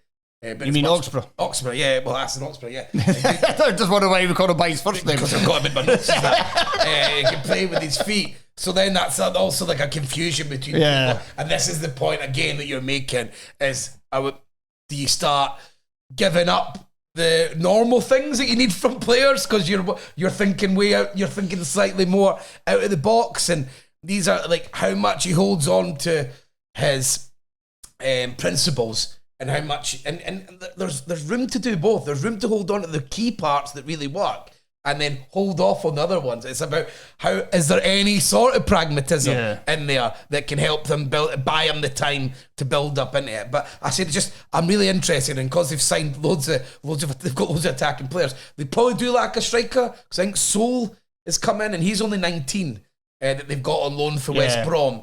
And then Stam, Stam's fit though. He's fit. But for how long? And then there's sort of the claims that people are wanting to buy him for £1 million. Maybe they'll do that, like sell him. But so yeah, like it'll be interesting. Masvinise, is he going to end up having to be used as a striker at point? So I'd say a key component is probably another centre half and another striker, and a striker that goes to play in the team. So where have we got them finishing? I can't remember. I have them as finishing 9th. Where have I got in the bottom 6? Left. I don't know. I know, but write them down under each one. All right. You had Kilmarnock as 7th. Yes, correct. I'll go for Motherwell as 8th. Right, okay. Hopefully that works. And I have them as 6th. I'm buying in. Fucking hell, you weren't sure, but I'm being a convincing show. Even just looking at your the predictions on the terrace, because I've got them up here. Tony, you had Kilmarnock at 7th, and Motherwell at 8th. United at 9. Fowler, you had Motherwell. I've changed mine since I put them in. Motherwell's a top 5. I had them 5th earlier. I've decided to reel that back slightly. You want to hear? You're a big Arnie. You're a big whatever his name is. You want to hear something pathetic? Graham Thulis has got Hearts as 7th and Motherwell as 6th. Dundee United is 5th. Have a word. I can't wait for that to come back and bite you, in fairness. Right, let's move on to our penultimate team, and that is Rangers. The last season was pretty much a standard season for Rangers in many, many ways. They finished 2nd by a distance. You knew they weren't going to win the league by October. They failed to win any trophies. And they also did strangely well in Europe. However, they also made it a campaign to remember by losing to Queen's Park in the Scottish Cup and hiring Barry Ferguson as a manager. Now it's the man of many woke ideologies coming in to try and bring them back to the top. That's ex-Ibrox flop Russell Martin.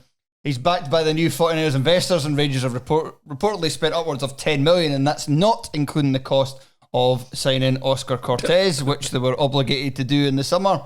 There's still lots of gaps to fill. A proper left back is one of them, with Max Aarons being on the inverted side so far this pre-season, or actual season started, because they have been playing in Europe.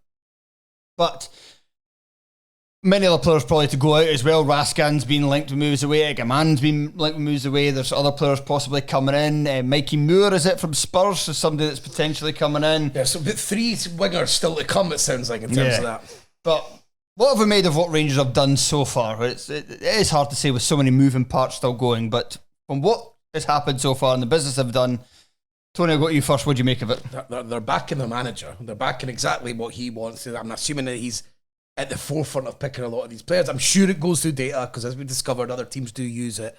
But like it's a world exclusive on the tennis.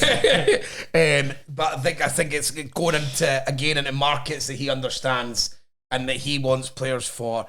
And I don't hate the idea of it, because you've got I find it weird that they are exclusively pretty much only signing players in English leagues. I find that a bit weird. But again, when you've got a guy who's going to revolutionise the way you play, he wants to know what he's getting, and he wants to know that everyone's going to get an understanding of people that have worked with him before. Yeah. So like I kind of understand it if a bit like it's still a bit like boring. Like if you're a Rangers fan, you must be like fucking like in like Emmanuel Fernandez for 3 million, and you're like, this guy sounds like an erratic centre half. Is that really what we want? But again, they'll be the heel of attributes that they want to that they see as important. They've done it across the whole team. As you say, they're looking to have looks like another 3 wingers, and that's after Gassama has come in, who looks like he can maybe play on either side. They've got Asgard still to come in, who I think can play on the left as well as central midfield. And if you listen to Ewan Taylor, who does come up with smart things a lot of the time, he gives opinions, Ewan. That's one thing I'll always give him. He doesn't sit on the fence, which is a really good thing to have as a podcaster, I would say. But he's a professional podcaster. Yeah, he's a professional podcaster. Just in his job. He's obviously Joe Rothwell seems to be someone he's like head over heels with. Right? Yeah, he was claiming he was going to be play for Scotland. Yeah, because he can play for Scotland apparently. And he came in, he played sort of half the season for Leeds last year. He's now, I've never heard of him before because I don't watch English football anymore, but from what I can gather, he's somebody that usually plays a bit more further forward, but Rangers have been using him as a number 6. Yeah. He's going to be their deep lying playmaker, seems to be the style that they want to do that. But a game of Rangers, this just sounds like they're going to do so much more business. So this is a big thing for me, in that they're clearly in transition. They've got an incomplete squad. They're like, initially their recruitment doesn't scream excitement, but I would, if I was a Rangers fan, be kind of looking at what Leeds have done. Like I would be taking some hope from that and what's gone on down there. There's guys in the team that I really like. Nico Raskin, Diamandi. I'm a massive fan of Diamandi. You're just like, but he's similar to say same about Engels. Like, you know what? You're one of the best players in the league. Clearly, just act like it, consistently do it, and then it's like Arnie Engels. Yeah. When you're like that, you're hoping that again, like the thing that happens for Celtic players might happen with Diamandi. It's like, right, I've actually been here a while. It's actually really easy. Yeah, what I'm going to start doing is knocking it around him and then just putting it in the top corner. Because he's got like the physicals, but the technical ability as well. And then I've got a good feeling about Oscar Cortez. Which really shouldn't have, but maybe it's because he played amazing when they beat Hearts 5-0. But the biggest issue, and it comes down to Rangers fans that understand that the demands that comes with playing for Rangers and their expectation. But I would also say there needs to be a reality check within the Rangers support, and you just go, you know what, we have been a laughing stock for over a decade now, and how many trophies have we got to show for it? Like 2, 3 at most. A league title and a league cup. In a Scottish Cup. In a Scottish Cup. Beat Hearts in the final, remember? Oh, yeah, unfortunately. So they have just a few trophies to show for it over that. So maybe, you know what? For once, patience. Let it settle in. Fuck off. Who are you talking about? I know. That's like they need to grow up. But I know that is not an easy thing to do when there is that demand and expectation. They're certainly not going to have those patience. But I've already heard. Well, I heard it's when he was first announced, but I heard people on the forum saying, "If you go woke, you go broke." So they're definitely not going to have the patience. This is the problem. Is that we've got obviously Rangers is like a personality in itself. Yes. It's easier to do it with a big personality in the dugout. And then with Russell Martin, but Russell Martin does seem very cocksure of himself in general. Like I don't know a lot about like the Premier League. I think to have these beliefs and be a professional footballer, you have to be cocksure of and yourself. I think his comments. I found his comments after the Middlesbrough friendly weekend really interesting, where he did essentially call some players out, like not individually, but with the reaction. He was really unhappy with the first half, and it was like basically you're trying to play for Rangers to win a spot, and then whether it's a squad or the first team, be better. And I thought it was quite a ballsy thing to do so early on in his tenure. And in like how much like, and we're talking about people with ideology. This like he took it like the little bit I knew about Southampton last season is that he just wouldn't stop, even though it was like, what are we doing? We're getting absolutely hammered. All my Russell Martin information came from Richard Keys' blog. And like with Martin being like that, which don't get me wrong, there's the modern day manager, which I find a bit weird. But it feels like managers care about themselves more than the clubs that they're employed by. But I do believe teams like Rangers can have these. I said earlier, can have these managers. And to be fair to Martin himself, did he not say in retrospect he would have done things differently? For his perspective, he thought they were going to go. He thought he was going to keep his job.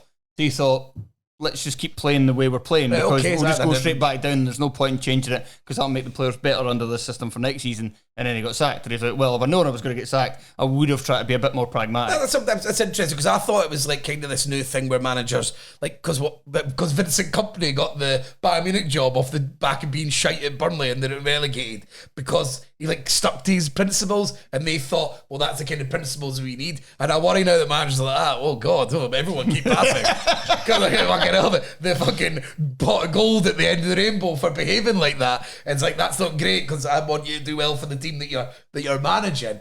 But with Russell Martin, they can. I think if I'm a Rangers fan, I like the fact that this all looks like it's a controlled idea, and whether it works or not, but it's just not throwing guys together. It all seems deliberate. He's got to say the play that we want to implement here in Scottish football. When we spend shitloads more money and have shitloads more fans, this style of football could probably work and just completely dominate teams out there. That seems relatively sensible to me. But there's the fly in the ointment, like what you said, is him being like vegan in that. That is a problem. That might be the thing. And that is absolutely ridiculous. Yes. But never mind just it being Rangers, where it's like the worst team you could possibly be behaving like that. But modern life, we all know we're split in the middle now between that sort of thing. And this is like going to be quite interesting watching it magnified at the club where it is the biggest issue. It shouldn't matter if what he decides to eat or what he decides to wear, but it fucking does. There's a huge amount of responsibility in Russell Martin to help shape Scottish politics for the future by being a good Rangers manager. Russell Martin changes Scotland. We're just an independent state in 10 years. Independent socialist state. Living off green energy. Russell Martin. Maybe the 49ers, maybe that's the whole plan. Right, let's move on to. We've all got Rangers finishing second. Like I think that in the performance again, it doesn't need explain. No, but the performance they had in the Champions League, where it had two sides to it, you can see that it was a work in progress, but you can see bits of it come together. And then Gassama coming on, that'll excite the fan. Just picked up the ball right away and starts doing brilliant. Like, so we all think the Rangers are going to stumble a bit to start, and Russell Martin might make them better in general in domestic competition, and they probably will be a bit worse in Europe because they're just European football. We've talked about it a lot already, how European football and Rangers was like their counter-attacking style that wasn't suited for domestic football, was suited for European football. What's Rangers' start to the season? Because it'll be interesting whether he can get through. Because often I think with this, and there is a lot of upheaval, and it's a new manager coming in, it's new owners, everything. So everybody's just expecting Celtic win the title, the transition. But if they could get through their first few fixtures, and he could Scrape start them. to. We saw it with Postecoglou. They had that slow start, but then once it got motoring. Now, would Celtic let it go in the way that Rangers did that season? Probably not. We do, even though we've got all the criticism of Celtic earlier in the show, we do still expect them to go out and sign a bit more and strengthen a bit more and to still win the title. But I wonder whether they can get off to a good start, and then from that point forward, it would be just an exciting title race. I think it'll be cool. I genuinely there's believe the usual. it'll be They close. don't have to be as good as Celtic right away. They just have to be clearly better than everybody else and take care of business. I think I can see just because looking at the table from last season, I can see a points regression from Celtic and a points progression from Rangers. So I could see the title going to within 5 points come into the season. And that's something. And then we've got, but there's still so much to like with Rangers. Like who's going to play up front? Dessers and Igamani both look like they're going to go, even though. But there's like 50 goals. I mean, people might scoff at that, but that was a lot of goals, and they both started looking good. Desser's still all over the place again, but he still banged in like 30 goals. You've top goal scorer in the league last Yeah, exactly. So, I mean, I'd be interested to see, because that's the bit that they haven't done any work on. Yep. But there seems to be wide acceptance that both those players will move on. I would, if I was Rangers, I'd consider keeping Dessers. You're probably going to have to get rid of Gamani just for price and money. Yeah, same. I would consider just keeping Dessers. If I'm making 50 million off of Gamani, I'd just keep, again, a guy who just fucking seems to get chances, score some goals. Please keep him. He's a good laugh. Yeah. Right, let's move on to our final team, and that is St Mirren, who last season finished in 6th place for a third consecutive season. Stephen Robinson's side made it to the top 6, and with a very impressive series of, especially coming from a Hearts fan, a very impressive series of post-split fixtures where they were undefeated and almost managed to nab Europe away in the last game of the season, but ultimately goals at Tannadice and at Celtic Park meant that they weren't able to do that. But another great campaign, and I think a lot of people are penciling them in for another top 6 finish. This is the most boring team to talk about, I would argue. My view Get the criminals back. My view on doing the predictions was essentially Celtic, Rangers, and St Mirren in the top 6. And then there's three other spots up for grabs because there's obviously the rule that Hearts, Hibs, and Aberdeen can't all be good this season. Good in one season. I mean, they done it like 3 years ago. 3 years ago, and they're all spending fucking tons of money now. It's getting like the jump now in terms of what we're spending everyone else. You start to think that there will be, not every season, but seasons when it does just happen again. Yeah. But it's testament to the job Stephen Robinson's done and what St Mirren have been doing, in that if they finished outside the bottom, if they finished in the bottom 6, I think it'd be a massive disappointment for their season. And but might be viewed as harsh, but I just look at their squad. I think it's a good squad that's lacking in one key area. I would like them to make an upgrade in centre forward, but elsewhere, I think there's continuity, which is really important. Guys, they've got a really good spine. They've got and then on the outside, I think you've got guys who there's a wee bit of excitement about, and guys who are ready to make the next step. Whether it's Fraser Taylor coming back from Arbroath, who's been really exciting. I was quite impressed with him when I seen him in pre-season. And then you got Roland Adu, who looks like he could be big step for him next season. A lot more than like what we got out of him last season. I just think that I've not seen it yet. It's not the end of the transfer, as there's always that caveat when we're having all these conversations at this stage. I just feel like there's slight downgrades. Yeah, Donnelly that's from Boyd Munce to Donnelly. I think slight. Dick King from Taylor. I think Taylor was an animal. Just worked. I think Joel's Toll. Go on, new name for it. I think Joel is being a bit wildly optimistic about St Mirren, when you need to remember that they finished this campaign very strongly last year, but they were the width of a post away from finishing in the bottom 6 if Lauren Shankland's shot had gone in against Motherwell. So that there's the fine margin. And there's parts of the team I don't have much problem up front. I think Ayunga looked. It's coming back to where you need him. Coming back to where he was towards the end of last season, earned a new contract, I believe. Mandron, after a shaky first start that season, was very good. It's the best he'd ever been, I would say. Yeah, they two were very good to finish the season up front. My concern is further back. You talk about Taylor. Taylor was the football player amongst that defence. They've replaced him kind of like for like with Dick King coming in, but he's coming in straight for Jamaican football. Craig Anderson on the podcast that was released on the Patreon on Tuesday has already says that he kind of wonders whether he's going to have the positional sense and whether he's, or was it, the physicality to deal with Scottish football. So I'm concerned about that, because if they go to Jakovic as part of the back three, they're not as good a team. Dick King's his career looks weird as well. Yes. Like the chat about him, you feel like something's gone wrong. I'm not entirely sold by Shamal George coming back to the Scottish Premiership to replace Zach Kevin. If it's Shamal George of his first season in the Premiership, perfectly fine. Could possibly even argue even an upgrade. If it's Shamal George of his second campaign in the Premiership, then that is a definite downgrade at goalkeeper. You talked about Fraser Taylor. Outstanding talent at Arbroath last year. Can he really do it in the Premiership? If so, is that midfield then missing a little bit of something from Caelan Boyd Muntz leaving? And that was something that St Mirren got better in the second half of last season, because Boyd Muntz kind of refound his form again, and it gave them that extra option. Some pingers as well, long goals. It meant they could switch between the midfield three of having him as a kind of ball player with the two runners in O'Hara and Phillips, or they could go to the midfield two, or just them two, O'Hara and Phillips, with then three up top. And I think that three up top could work quite well, because they do on one side McMenamin, who looked decent at the end of last season, if he could stay fit. On the other, but I think unless they get another one of those midfield, unless they have a midfield ball player, and I don't really believe in, I'm never going to pronounce his first name right, it's not Ocean, it's Ocean Smith. Not convinced by him. Unless they can find somebody else, unless Taylor can make the step up, that's going to rob them of being able to kind of switch between the two. And I think it's just going to, I don't think they're going to have a poor season, I just think they're going to finish bottom six. There's the Killian Phillips having just jumping up again. Like he had a big improvement last season with Aberdeen, and already, and I know it's a Premier Sports Club, it already looks like he's enjoying more responsibility. And Robinson seems to be like he's basically their man, and that seems to be, in terms of the goals, something exciting. We don't know, like obviously right wing back, they had loads of issues last season for various reasons. You've got Richardson.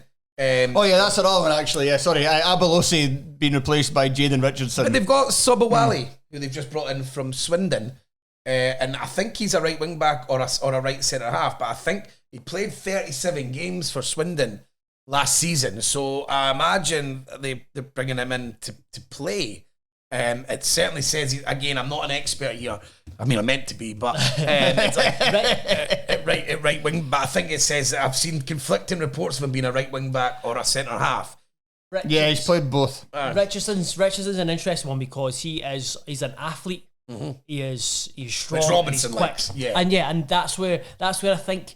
See, if anyone else signed him, I'd be like, nah, it's a poor signing. But it's the fact Stephen Robinson signing him, I'm like, it's quite. I'd be more encouraged by that. And then the other one is, I think they've done it in pre-season, or they've done it in the League Cup, is that they've been playing Scott Tanser as a left-sided centre back, and obviously Declan John as a left wing back. I like that. Yeah, quite. Yeah. I think that's quite. You piqued my interest. I think that's got a good wee combination, and there's someone like who can step Tanser out, driving as well, like driver forward. Yeah, maybe helps with that element that we're saying. Maybe he's been lost out in the midfield. Similar to how Lewis Miller had that period last season coming out of right wing back, but added like a whole new dimension to the team. You could picture that with those two having a good combination out there. So interesting, because I was a bit like a lot signing like for like, but slightly worse, and I just feel like they're going to be 6th or 7th, like like, and I was feeling like a bit bored. And then like, if you're wanting me to put my neck on line about something, this is Robinson's last season at St Mirren. I think it'll be, he's hit the ceiling. It's too boring. I can't do anything else. The money that the other clubs are starting to spend, I think, will start to annoy some managers like him, feeling like there's not. He always like. I notice it when he speaks about Hearts, because I'll listen to that, but he always mentions the money that Hearts spend. He'll mention what's spent. I wouldn't be surprised if I was him and there was a club that came in and there was a good offer, then. Like straight away. For example, if Dundee United had a terrible start to the season and Jim Goodwin ended up moving on, the first place, if I was Dundee United, I would turn as like Stephen Robinson from Dundee United, because I think that's his next. If you stay in Scotland, that's his next move. He probably deserves a move to that. But you think that Dundee United's probably the more natural step for that, especially if Hearts didn't do it, because Hearts, you could picture them at Hearts. Maybe 2 years. It feels like the Hearts Hearts are clearly trying to push away a bit from. It feels like Aberdeen, Hibs, and Aberdeen, Hearts, and Hibs have kind of moved on from And maybe Robinson. rightly or wrongly, snobbery will come Yeah. into that. And that's, again, not a criticism of him. But I think this is ceiling time and it might annoy him. I think I can picture, and that's fair enough, and that's maybe annoying to hear for St Mirren, but I feel like they've peaked as well, and it might be a tiny drop, not big, never be big, tiny drop off. And there's obviously no Olasanya game, so there's a game we're needing numbers. Olasanya a good period. I just feel like when you talk about it's like it's downgrades, and I think that's when a team like St Mirren lose players. I do feel it's usual that when we look at their signings that we think, oh, that's a bit of a downgrade, because that's the market they shop in, and then it's about Robinson improving them or making them better. And then you're like, oh, Jaden Richardson is actually a really good football player. yeah, the same cycle happens again where you rate them, but they have kept a lot of players. So again, it's just that's what I said. They're just probably the most boring team to talk about. I would say out of the 12, because you just know that I feel like there's a maximum ceiling and a minimum floor now, and it's like 6th, 7th. Well, I think we've got. I had a look through. So, Joe, you have to have them 5th. Correct. Tony, you have to have them 6th, I believe. Works for me. And I've got them 8th.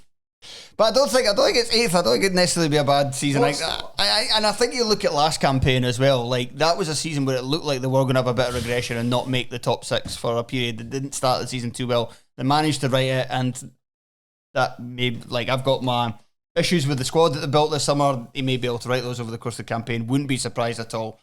I think there's as usual at that kind of period. There's not going to be much in it, and 8th will just be them kind of losing a bit of steam towards the end of the season. Do you think the 3 teams at the bottom will get cut off?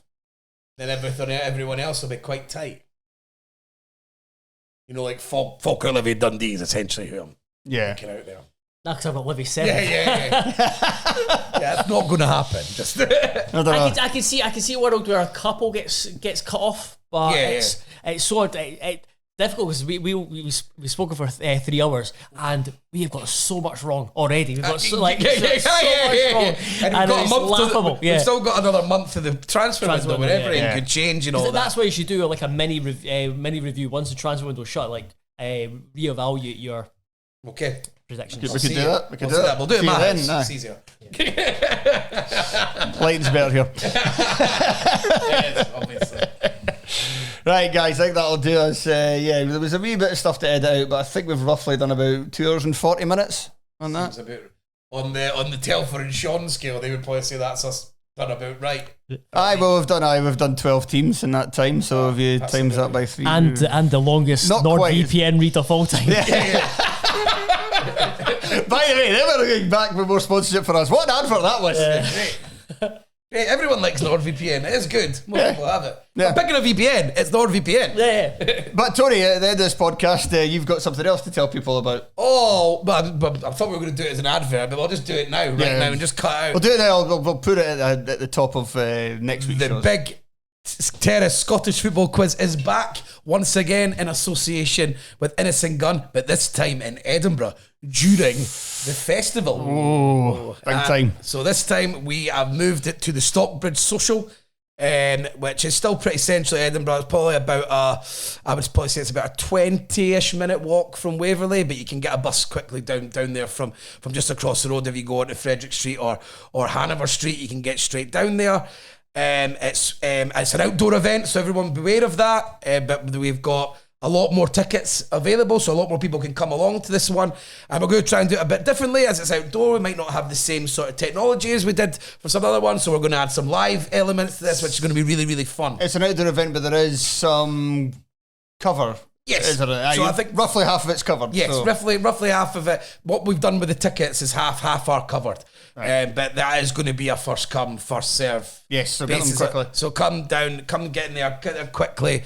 And I think it'll be a great night. We'll have Craig Anderson and Craig Telfer both combining. Tickets are £12. £2 of that is going to charity. It's a charity that's close to my heart. I'm on the board there. I volunteered there. And I've worked there all my life, which is the Community One-Stop Shop, which is based in Broomhouse. So £2 of all the ticket sales will go to them, which is a food bank and an advice agency. And if you're going, there's a couple of good pubs in Stockbridge, which you can have a nice evening out, and it finishes at 9 o'clock as well. So we'll be around for pints afterwards. Yes, absolutely, yeah. Like we can stay in. Obviously, we have to noise. Obviously, rules in Edinburgh, which are probably more stingy than probably anywhere else on the planet, means that we're not allowed to have the microphone on after 9 o'clock. But for the outdoor event, but the bar will still be open after that. The area will still be open, and yes, Stockbridge is one of my favourite parts of the city for a night out. But I think it'll be great. I'm excited about. I'm excited about the fact that we're having to do it a bit different than the last time, which we have to add new elements to it, and we're hoping that we can keep on developing this. The quiz basically being like a part of our output every single year, which is something we can do live, and we can all get together, and the true Scottish football heads can come together and battle it out, because it's not going to be easy. Right, I think that'll do us. Tony, thank you very much. My pleasure. Joel, thank you very much. No, thank you. Am I getting paid expenses to come through? Yeah, of course you are. On the podcast debating. Tony, so I hope you're prepared for a 2-hour drive home. Really make the driving round in circles. And thank you to everybody for listening and your continued support of the podcast. We'll talk to you again soon. Goodbye. Doing negotiations on the pod.